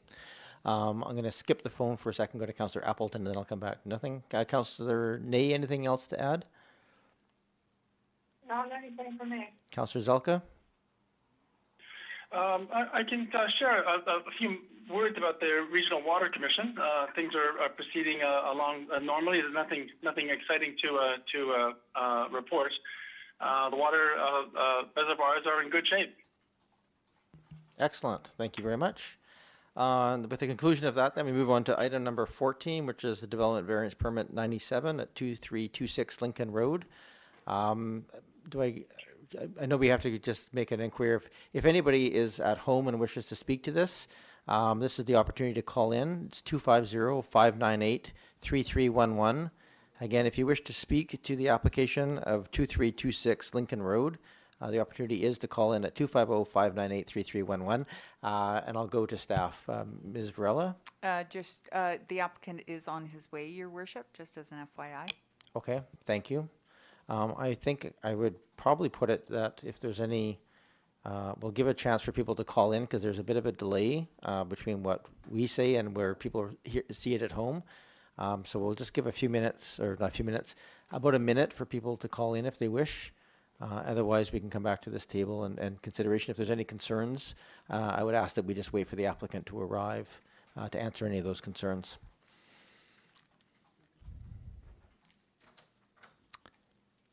And again, if anybody wishes to call in on this item, again, 2326 Lincoln Road Development Variance Permit. This is the chance to do so. 250-598-3311. That's 598-3311. I say that like I'm expecting people to call in, but I'm really not expecting people to call in.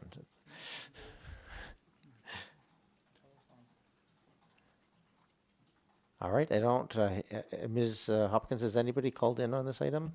Your Worship, no calls have been received. Okay, so let's deal with the matter at hand, and if we, again, if there's any concerns, we'll just table this until the applicant comes. Otherwise, we can deal with the application as it sits. Go ahead, Councillor Braithwaite. I was just going to move the recommendation. Move approval of the variance? Move approval, yeah. Okay, thank you. Is there a seconder? I hear a hand go up from Councillor Appleton. Thank you. Is there any further discussion on this? And again, I would encourage if anybody has any concerns or wishes to vote against it to raise that now, and we can deal with it once the applicant is here. I'm not seeing any, so Councillor Patterson. Just the one piece, yes, Mayor, thank you, and through you, I'm not sure if staff can answer this or not, but there was one piece of correspondence that expresses concern about the change in the ambiance of the road with this garage, and I'm not sure that I'm quite clear on that. If perhaps the correspondence is feeling that the drive is the new garage is going out further into the boulevard or too close to it. And I noticed that the drawing, the existing driveway will be removed, so net change in green space, from what I've seen on the plans, is not significantly impacted. Is that correct? Ms. Jensen? That is correct. Okay, thank you. And again, I think if there's anybody here who has any concerns still remaining with the correspondence we've received, then I would table this until the applicant is here to answer questions. So I just ask that you raise that now before I get to the question. I don't hear anybody, so I feel comfortable moving this forward. The motion is live on the table for approval of the variance. Seeing no further comments, I will call the question. All those in favor? Councillor Ney? In favor. Councillor Zelka? In favor? Okay, that passes. So perhaps if you're in touch with the applicant, you can text them and let them know that they're welcome to come down, but they won't be allowed in, and they probably weren't that interested. Item number 15, which is we're finally getting to. We have Sarah Morden here as well from our administrative group, newly arrived-ish at this point. First time at an actual council meeting since the COVID piece started. And Deb Hopkins here to introduce this. This is the third time this committee and commission policy has sort of a version that's in front of us now. Ms. Hopkins, go ahead and introduce. Thank you, Worship. So staff have brought back the revised draft committee and commission policy for council's consideration this evening. As the mayor mentioned, the independent third-party review of the existing committee and commission structures was completed in October 2019, with a focus on ensuring that The role of the advisory bodies in relation to council's effective governance and associated decision-making is well defined, clearly understood, and implemented effectively, and that the efforts of volunteer participation and associated staff time are respected and maximized.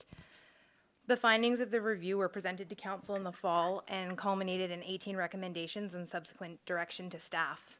So in February of 2020, guided by the information provided in that third-party review and the 18 recommendations endorsed by council, staff presented the draft policy to committee of the whole meeting. And at that meeting, council asked questions of staff and requested revisions to the document as presented. So the draft policy is now before council this evening, and it includes changes as requested by council, as well as several additional improvements proposed by staff, following further research and consideration.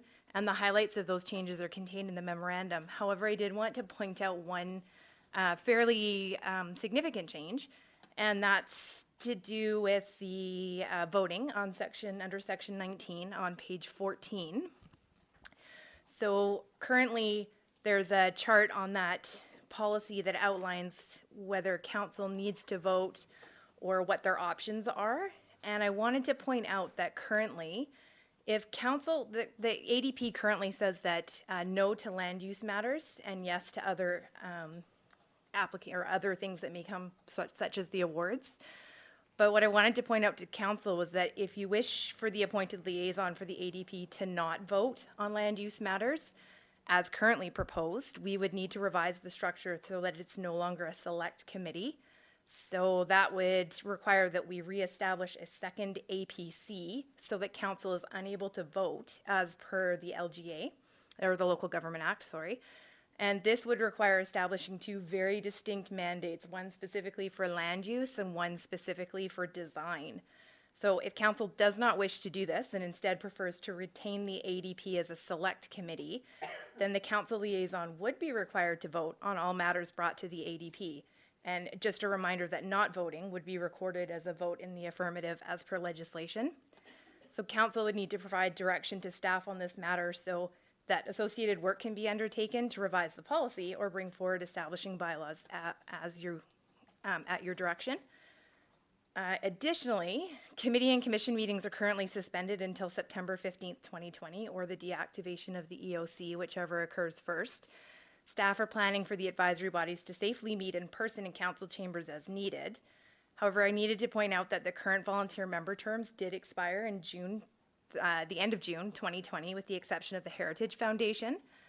For advisory bodies to resume in the fall, and while staff work to complete the committee and commission review project, it's recommended that the terms of appointment for all current members of the Advisory Planning Commission, Advisory Design Panel, Heritage Commission, and Public Art Advisory Committee be extended to December 31st, 2020, pending, of course, their consent to continue serving on the advisory body. Staff have also provided a revised timeline for the completion of the review project, currently proposed to conclude in December 2020. And it should be noted that the timelines proposed in the memorandum could be affected depending upon potential further impacts of COVID in the fall. So that's a really brief whistle-stop tour, and staff are seeking council direction with respect to the draft committee and commission policy as presented, extension of the current terms of the volunteer advisory bodies, and structure of the ADP, and the revised timeline for completing the remainder of the 18 recommendations resulting from the review project. Thank you very much, Ms. Hopkins, and I certainly appreciate the amount of work that's gone into this at times that are nice to see some of the previous works that are getting brought to completion and brought back to us for consideration. I always like pointing out the reason that we're doing this because I think it's important. It's not just a make work project. This council is really wanting to make sure that our practices are the best they can be, and that means making our decision making as transparent as possible, trying to leverage the expertise and the time available from the people in our community, and really that's to guide us to better decisions in the interest of the community. and ideally to improve the efficiency and the effectiveness of our council table. So those are the reasons for the consideration of changes to these policies, and that should, I think, at all times be at the back of our mind. Are we achieving that in these changes as we go forward? Because we don't want to just do things for the sake of doing them. I guess probably the other piece is also to bring us in complete alignment with not just the words, but the intentions of the Local Government Act and best practices. So I know that's been a guiding factor from the staff's perspective. So this is another version that we have in front of us. So we're here to take questions, to make comments. I would just ask that significant changes we'll take to a vote, just so that we have any kind of change of direction. But by all means, if there's other comments and pieces that people want to make, we're more than welcome to do so. I think normally we would just take questions and then get to comments after we've had a motion on the table. So I think we'll try and keep it to that format. That allows for any sort of concerns or ideas or things to get raised and answered before we get to the motions. Are there any questions of staff? Councillor Green? Thank you. And through you, Mayor, to Ms. Hopkins, thank you very much for an incredibly comprehensive report. Much appreciated. On the voting issue on page 14, are you recommending that, so for every yes answer, that means the council liaison would vote on all of those committees? For Your Worship, through you, yes, every application, everything that came forward, as it currently stands, the liaison should be voting, and if there is no vote, it's recorded as a vote in the affirmative. So this is an opportunity for council to decide whether they want to continue with that structure where council is required to vote as a select committee, or whether they would like to remove that vote by changing the structure and giving the legislation the opportunity to say council doesn't actually vote on those land use applications. I'm sorry, so I need a little bit of clarity. So through you, Ms. Hopkins, do you mean as a council liaison, I would sit on a particular committee and I would be voting with other committee volunteers? Is that what you mean? Are you asking specifically for the ADP or for all of the committees? For all of them, thank you. So that's what that's what's laid out in that chart. It Right. tells you if you're established as a select committee, you must vote. There's no abstaining, as if you were at council. So if you don't vote, it's considered a vote in the affirmative, unless it's pointed out in that chart that there's legislation that allows you to not vote. Okay, thank you. It may just be worthwhile just to reiterate that, because it took me a minute to kind of figure out what that looked like. The Advisory Planning Commission were allowed to not vote just by the mandate. So perhaps the other ones as well, if you could just talk to the Advisory Design Panel, because I think that might be a little bit confusing in terms of how that plays out. Your Worship, it's how the committee is established. And because the Advisory Design Panel, despite its name, is considered a select committee, the legislation is clear and says that when a council member is appointed as a member, the member must vote. So if we were to not vote, for example, we would be going counter to the senior levels of legislation. But we have a way around that. If we decide that we don't want to do that, we can reconfigure this as a secondary advisory planning commission with this sole responsibility of design. Your Worship, that's correct. Okay. So Participant exiting. I think that was Tara. I think that was Councillor Ney that just exited. I don't believe there was a name when Councillor Ney, are you still there? Your Worship, I just got a message that she had to leave unexpectedly, and I can give you more detail later. That's fine, thank you.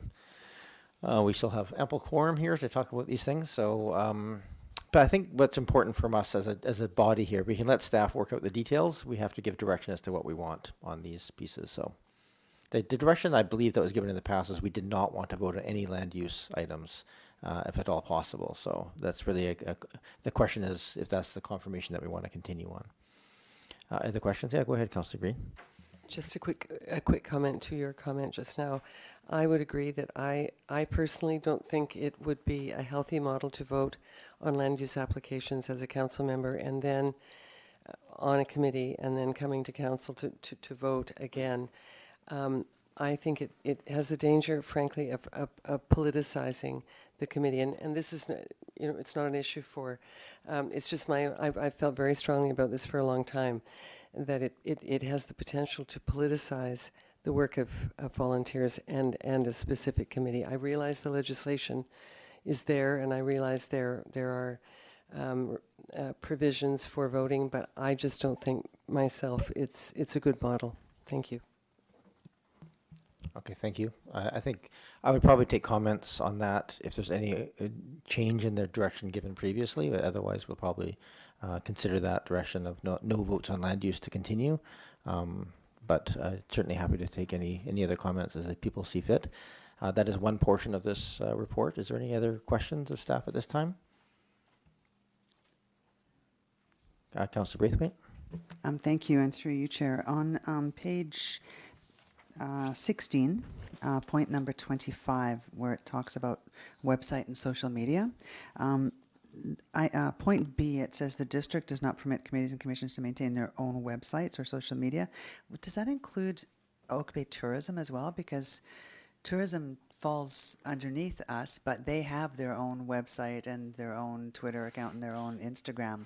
So I'm wondering whether tourism would be left out of that point, or... You, Ms. Hopkins? Thank you, Your Worship. Yes, they function very differently from our advisory bodies, and there's also a review pending for how a change in establishment for that committee as well. So they would be excluded from that and would have their own, all of their own communication channels as they already do. Thank you so much. Thank you. Just for follow-up to that then, is that, does that mean they would no longer be a select committee then if that change happened?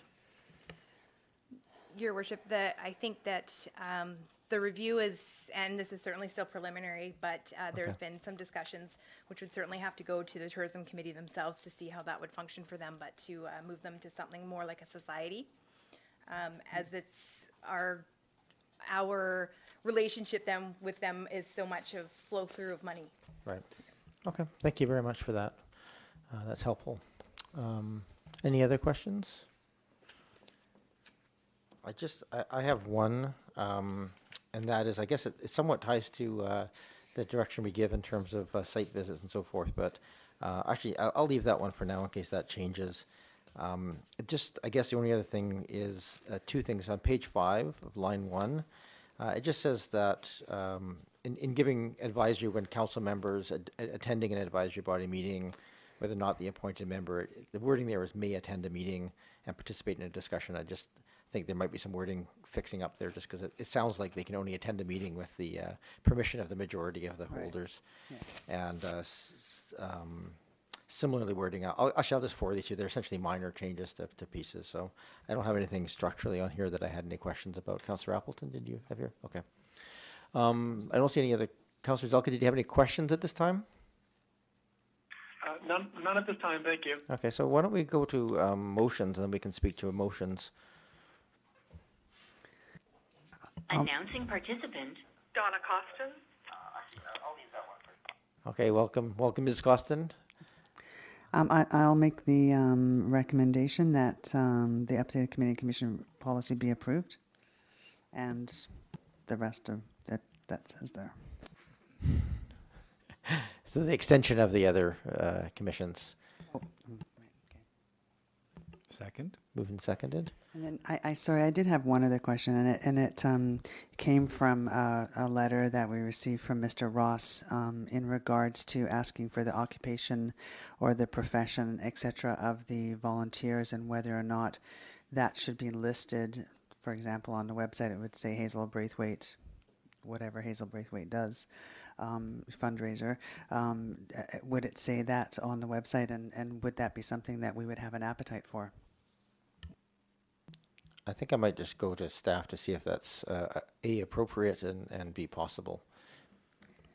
Ms. Hopkins? Your Worship, if that was Council's direction, that's something we could ask the members if they were comfortable disclosing, but I would have real hesitation doing that right off the bat from a privacy perspective.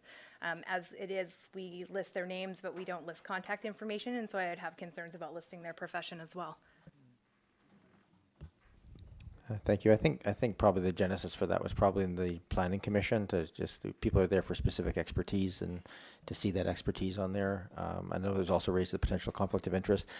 Just for the people watching, procedurally, we council who appoint these have to go through that process of understanding the background, but we do not share that information publicly as we would with any other hiring process. Or Councillor Patterson. Yes, thank you, Mayor. Just to follow up on that, I have noted that in other locations, it's actually design panels that often have a designation there, and that is because there is sometimes a request that you get a membership of a certain professional designation, and so perhaps that may be the reason, although staff may be able to clarify that. I don't. Okay, Mr. Anderson. Maybe I can speak to the design panel.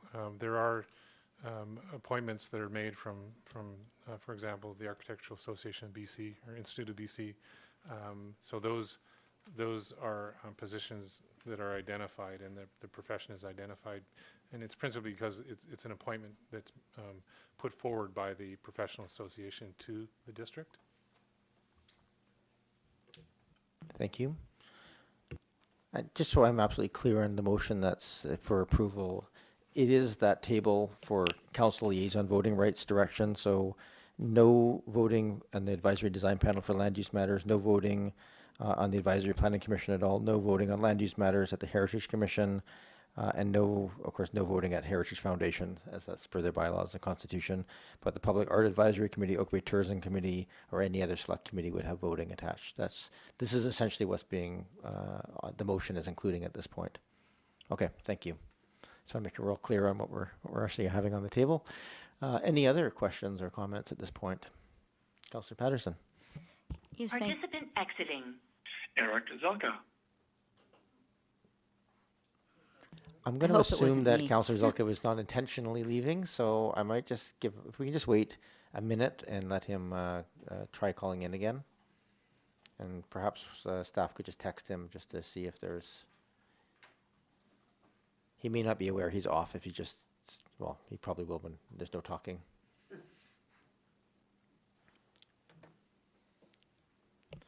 Thank you for waiting, Councillor Patterson, as we try and bring him back online.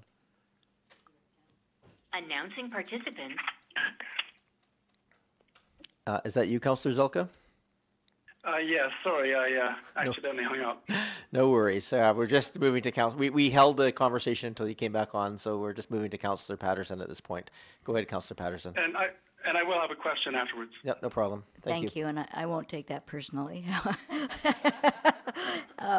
Yes, thank you, Mayor. And just a clarification on this for staff, if we could perhaps have a few words about, in adopting this new committee and commission policy, how this works in coordination with or in conjunction with the terms of reference, because I just want to ensure that we are not somehow promoting the belief that there won't be a formal terms of reference for each of these committees and commissions also. Yeah, thank you for that, Council Pastor. In fact, a very important part of this that I think if anybody's stepping into this at this point might not realize, perhaps Ms. Hopkins, if I could ask of you sort of the establishing bylaws, the terms of reference, the policy people that we have here, how do they all play together? Maybe just outline all the pieces that play into this. Your Worship, I'll defer to our CAO. And Ms. Vrella. Thank you, Your Worship. So the policy was the first high-level technical/governance piece for Council to consider. Subsequently, staff are working on the terms of reference and establishing bylaws. Again, if the policy is considered the framework for this governance piece, then the terms of reference and the establishing bylaws are the enabling pieces for that. And Council will review and consider each of those. Then staff will also be working on the training and orientation. So we'll talk about how the policy works, the expectations Council has laid out through the terms of reference or establishing bylaw, some mechanics pieces, assistance with motions, information about respectful workplace training, things like that. So it's quite a technical piece that comes back, but again, staff is currently working on those. Thank you, Ms. Vrella. Councillor Zelka. Oh, thank you very much, Chair. A question through you to staff. I've always been confused by one thing, and I'm hoping, by the way, I'm very pleased that we're actually going through this process of redoing all of the committees and commissions and making sure that we're doing everything above board and of course by the law, and essentially regularizing our processes and making things well known. We do have one or two. I don't know whether to call them a committee or not, but they are appointed by the mayor. For example, in the 2020 council appointments, I'm referring, for example, to the Yes Awards or some of the other sort of panels that we have, such as the Oak Bay parcel and tax roll review panels. Are these things considered committees, and will they be under this policy, or do they stand alone? Excellent question. Ms. Hopkins? Your Worship, so those are very different committees or bodies. In fact, like the part committee that you're talking about is something that almost is, I don't want to say quasi-judicial because it's not quite the same, but no, the short answer is no, they're not the same. Well, I did describe two completely different things. The parcel tax roll thing is probably in the legislation, but something like the Yes Award, which has two councillors assigned to it, how does that work with respect to a committee? So this is for things that are outside of council, like there's no council decision-making factors putting into this. They're just bodies attached to a community activity, essentially, that don't come back. And I believe that that's run through the Parks, Rec, and Culture staff, and so it's something that's external and is unique to Oak Bay. And so I don't have a lot of, that's not something that falls under my administrative oversight, and so I don't have a lot of information on that. But it's certainly not something that is bound to the same rules for meetings as, say, your advisory design panel would be. Perhaps it's worth just bringing back just a note in future, just so we have some clarification on what that dividing line is, because I think it's very helpful for us to have some very clear guidelines about where this policy kicks in and what is excluded from it as well. Go ahead, Councillor Zelka. I would appreciate that as well. Thank you so much. I do get the impression that, for example, the Parks, Rec, and Culture Commission had some subcommittees, such as the Arts Advisory Board and those sorts of things, and possibly the Yes Awards, since they were supported by that. So I would love some clarification, hopefully soon, as to where these things fit and how they are, in some ways, influenced by council. Thank you. Thank you, Councillor Zelka. Any other questions, comments? Either you did a fantastic job or retired or both, so that's great. Councillor Green? Yeah, comments are welcome and the motion's on the table. Okay, thank you, and I'll be as brief as I can. As I said, I really appreciate the report and the policy framework that we have before us. I have to say that I have felt the loss of the public voice in the work we've been doing since March. I think we have done a wonderful job as a municipality communicating out to the public, but we haven't had that important two-way exchange that these committees and groups provide. And volunteerism in Oak Bay is, as you know, highly valued. It's also a great way to recruit good people to run for office. Sometimes that's the first place they get their experience working in local government or working for serving local government. So I'm really happy to see this framework and to see that we are going to have them back in the fold at some point, because I do miss their voice. And on that note, so September 15th or when the EOC is deactivated will determine whether they begin to meet again. Sorry? Just flagging, once you're done, Councillor Green, my apologies. I just wanted to catch the mayor's attention. Okay. Go ahead. Just really quickly, if the EOC is not deactivated, and so September 15th comes and goes, is there a way that we can engage these committees and commissions on a referral basis through an electronic means or an electronic platform? Because I think, I don't know about other council members, I won't speak for them, But on land use issues like the Advisory Design Panel and the Heritage Commission and the Advisory Planning Commission in particular, those voices are missing. And that work, you know, they do very important work. I'm just thinking about all the referrals we had tonight and in a couple of other agendas where we have uplands referrals. And I think staff are doing a terrific job stick handling all of that. But it is nice to have that additional oversight from people like architects and so on. So it's just, these comments are just to say that the public voice is important. It is missing from the work, and I will be very pleased, you know, when we can manage to bring it back. But thank you for this. I'm actually going to turn your comment into a bit of a question, and that's just sort of what is the process going forward, and what is the anticipation of things going forward? Are those meetings going to be happening virtually? Will they be happening here? Will they only at the call? Those sorts of questions. Ms. Varela?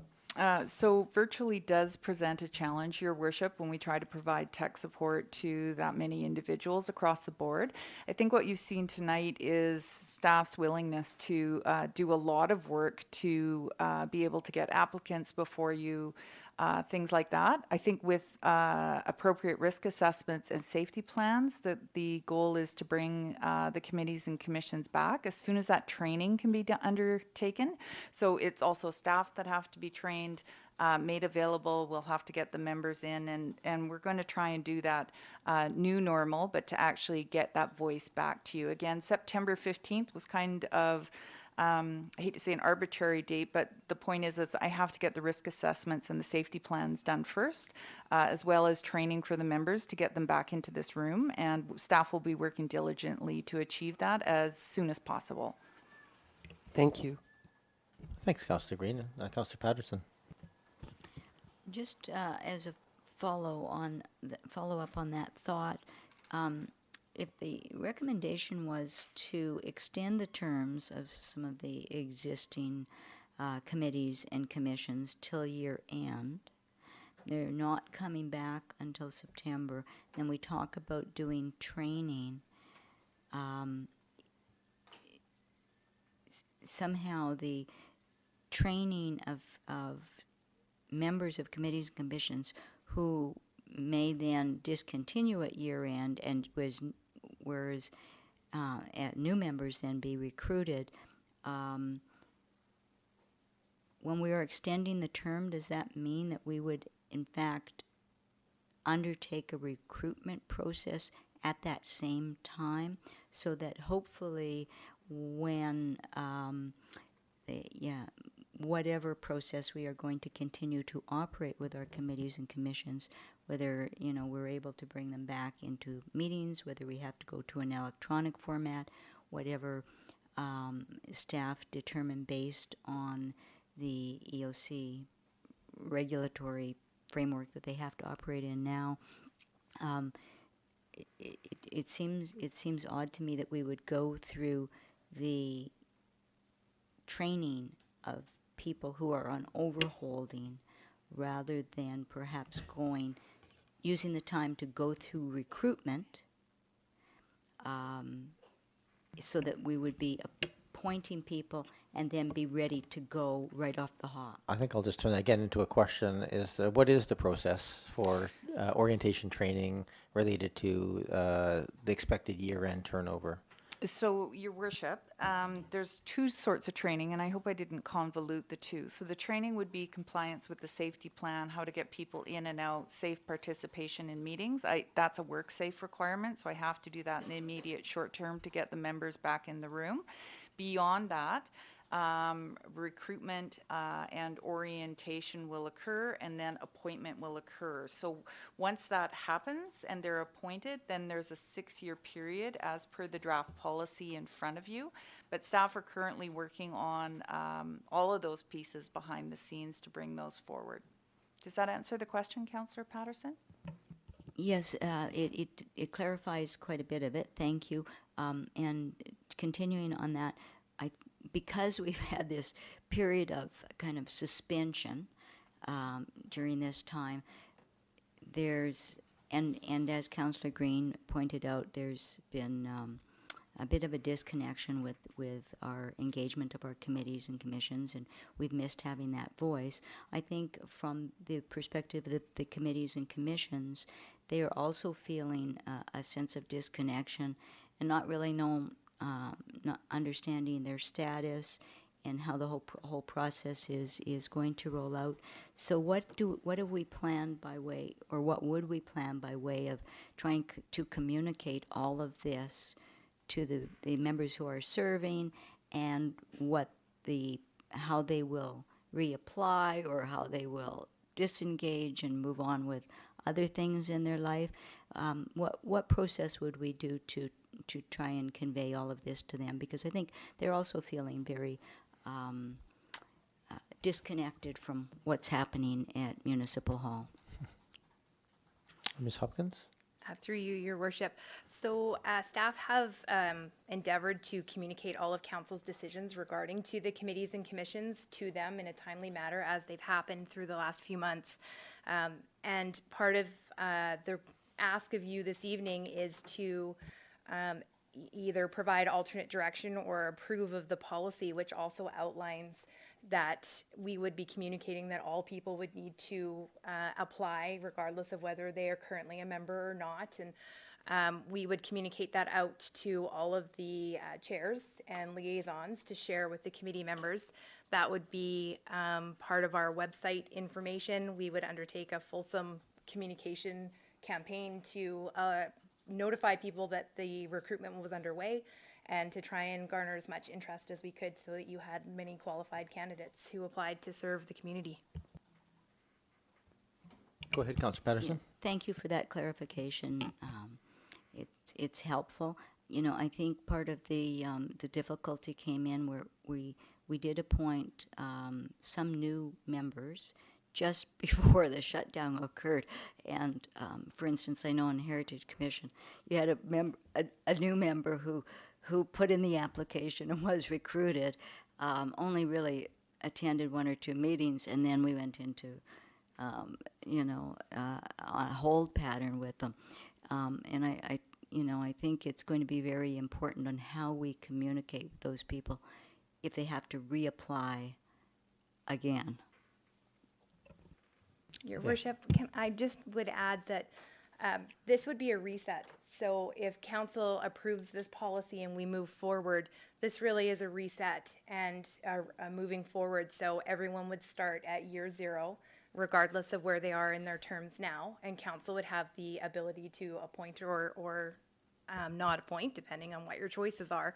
But we'd be starting essentially with a blank slate in this appointment term. Thank you.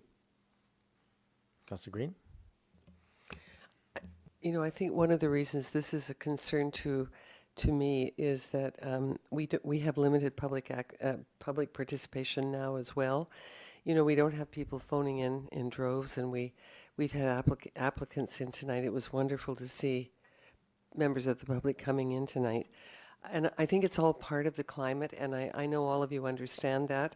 And I think it's what we struggle with because we're on the sidewalk, we're running into people, we have that interface so directly with residents and with volunteers. It's tough to explain, 5 months on that we're still in this state of affairs. And I think people understand basically, but I think there are times when they feel, oh my gosh, I had goals that I wanted to accomplish in my volunteer work, and I haven't been able to do that. But I really appreciate, Ms. Hopkins, through you, Mayor, that that would be a great message to put out to them, that, this is a reset, essentially. And because one of my concerns is I've talked to a couple of volunteers that I'm afraid we're going to lose them. They're just going to drift away, not for any particular reason other than everything has been on hold for so long. And I know that none of us anticipated this length of emergency operations. We don't know if there will be a second wave, of course. But anyway, anything that we can do to sort of just keep people there, because we need these people. We need volunteers to assist us with our decision making. Thanks. Thank you. It's a really important message. I mean, I think, again, the whole point of doing all of this is to is to improve everything and all those ways laid out. And I just, it can get lost, especially when you're right now. Times are weird, so the more communications we can do, the better that is. So, is there any other comments at this time? Questions? Councillor Zelka, anything else? You're not. No, nothing else. Okay. So we do have a motion which includes both the first part of approval and the second part of extensions. I guess I just have one quick question. Like I said, I had a couple of sort of little sort of wording suggestion changes for clarity. I know it's a policy, not a bylaw. Is procedurally, are we okay to approve this and just flag those as changes in future, or just bring them back as a minor amendment in future? What's the best process here? I don't want to spend any time tonight wordsmithing, so. And none of them are critical, but they probably are worth just catching in for clarity in future. And Ms. Hopkins? Your Worship, we can take the, that's a little hard for me to interpret, because I think what I might consider minor might not be the same. Tell you what, with I your will council let's just members. leave them for now, and I will forward them electronically, and the staff can decide what to do with them at that point. They don't change any of the structure of the intent of the document. It's just, I think, for clarity of the intent. But I'll leave it at that. And I apologize for not getting to you ahead of time. I intended to and I didn't, so that's on me, not on you. So thank you for that. I don't see any other comments or questions. I guess I would also just point out to anybody watching that this is actually going to come back to us in 1 year. So we're actually going to do a review of this policy after the first year to see how it's working. And we'll have a pretty good sense of that through the council liaisons and what we're seeing in the community. So I do really appreciate the staff building that review process and then a biannual review process afterwards as well. So this becomes a living document to guide us going forward. So very important. Councillor Patterson. Thank you for those comments, Mayor. I also just, we've talked tonight, and we've certainly talked in a few of the other meetings about the importance of climate change and environmental issues. And Oak Bay did have an environmental committee at one point in time. And so, not that I want to throw, more complexity into an already quite complex process, as we have seen, but there are some of those types of committees that we haven't talked about yet, and I don't want those concepts to be lost in the process. Thank you. I think importantly, the policy allows for any other standing committee type pieces, right? It's just that would fall under the category that there would be a voting member because it would be a standing or select committee. So, thank you. Seeing no other comments, I'm ready to call the question then. All those in favor? Councillor Zelka? In favor? All right, so that passes unanimously. Thank you very much for that.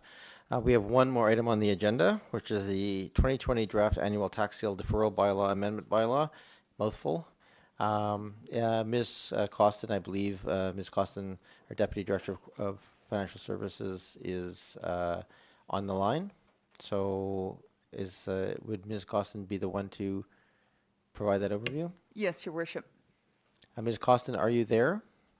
I am. Can you hear me okay? We can, yes. Thanks. I know you've been on for a little while now. We heard you enter some time ago. So welcome to the meeting. And if you wish to give a quick overview of this, that would be appreciated. Absolutely. Thank you, Your Worship. Staff would like to bring forward the bylaw number 4763 to defer the 2020 annual sale for council consideration. The province enables the municipalities to defer the annual tax sale through the Ministerial Order number 159 under the Emergency Program Act. Under normal circumstances, the annual tax sale is required to be conducted in council chambers at 10 a.m. on the last Monday of September each year. The municipal collector must conduct the annual tax sale by offering for sale through public auction each parcel of real property where taxes are delinquent. For the year 2020, delinquent taxes are unpaid property taxes imposed in 2018. To date, the district currently has 20 delinquent accounts totaling approximately $77,000. Any taxes that are delinquent in 2020 will continue to be subject to interest charges prescribed by the province, which is currently set at 5.45%. If the bylaw is adopted, the annual tax sale will be deferred to September 27th, 2021. I'm available to answer any questions Mayor and Council may have. Thank you, Ms. Costin. Are there questions of staff on this? I will move the deferral bylaw amendment as proposed. Moved. Is there a seconder? Second. Moved and seconded. Thank you. Any other discussion? Councillor Zilka? Quick question from Councillor Zilka. Go ahead, Councillor Zilka. What is the phrase, the taxes will remain highly collectible? What does highly collectible mean? Ms. Costin? Well, typically we collect, through you, Chair, typically we've collected taxes right up until the tax date. What happens is the process is that we post the outstanding properties that are delinquent in taxes in the paper, and either the bank pays them before that time or the property tax owner normally pays it. In the last 30 years, we've had one tax sale in the year 2010. Thank you very much. So, if I understand correctly, highly collectible means it will be posted in the newspaper, but probably not until 2021? Exactly. It'll be part of the 2021 tax sale process. All right, thank you. Thank you, Councillor Zilka. And my apologies, I just realized this is the, as a bylaw, we need first and second reading, then third reading, then adoption. We can do all four in the course of the single meeting. Is that correct, Ms. Hopkins? Your Worship, that's correct. Under Order M192, we have the ability to pass the tax sale bylaw in one sitting. Okay, thank you very much. So sorry, the motion was made to the staff recommendation, but it really does. So can we have the motion to first and second reading? Move first and second reading of 2020 annual tax deferral bylaw number 4763. Thank you. Is there a seconder? Seconded. Thank you. Any discussion? I'm not seeing any, so I will call the question. All those in favor? Councillor Zilka? In favor? Thank you. Can I get a motion for third reading? Move third reading. Moved and seconded. Thank you. Any discussion? We don't usually do discussion on third reading, so I will call the question. All those in favor? Councillor Zilka? In favor? Thank you. And can I get a motion to adopt? Move adoption of 2020 annual tax sale deferral bylaw number 4763. Thank you. Moved and Second. seconded. Thank you. Moved and seconded. Any discussion? Not seeing any. All those in favor? Councillor Zilka? In favor. All right, that passes. We are done. Just need a motion to adjourn. Move adjournment. Moved and seconded. All those in favor? Councillor Zilka? In favor. Everybody have a great August. It's been a very long July. And thank you for sitting through a very warm meeting. Thank you, staff, for all the work putting together this very complicated and long and fulsome agenda. I know how much, given how much work it was just to read it, I can only imagine how much work it was to write it. So thank you so much for all the work that was gone into this. And with that, we will see you all in September. Thank you. Yep, thank you. Participant exiting. Donna Costin. Okay, have a good night. Bye-bye. Participant exiting.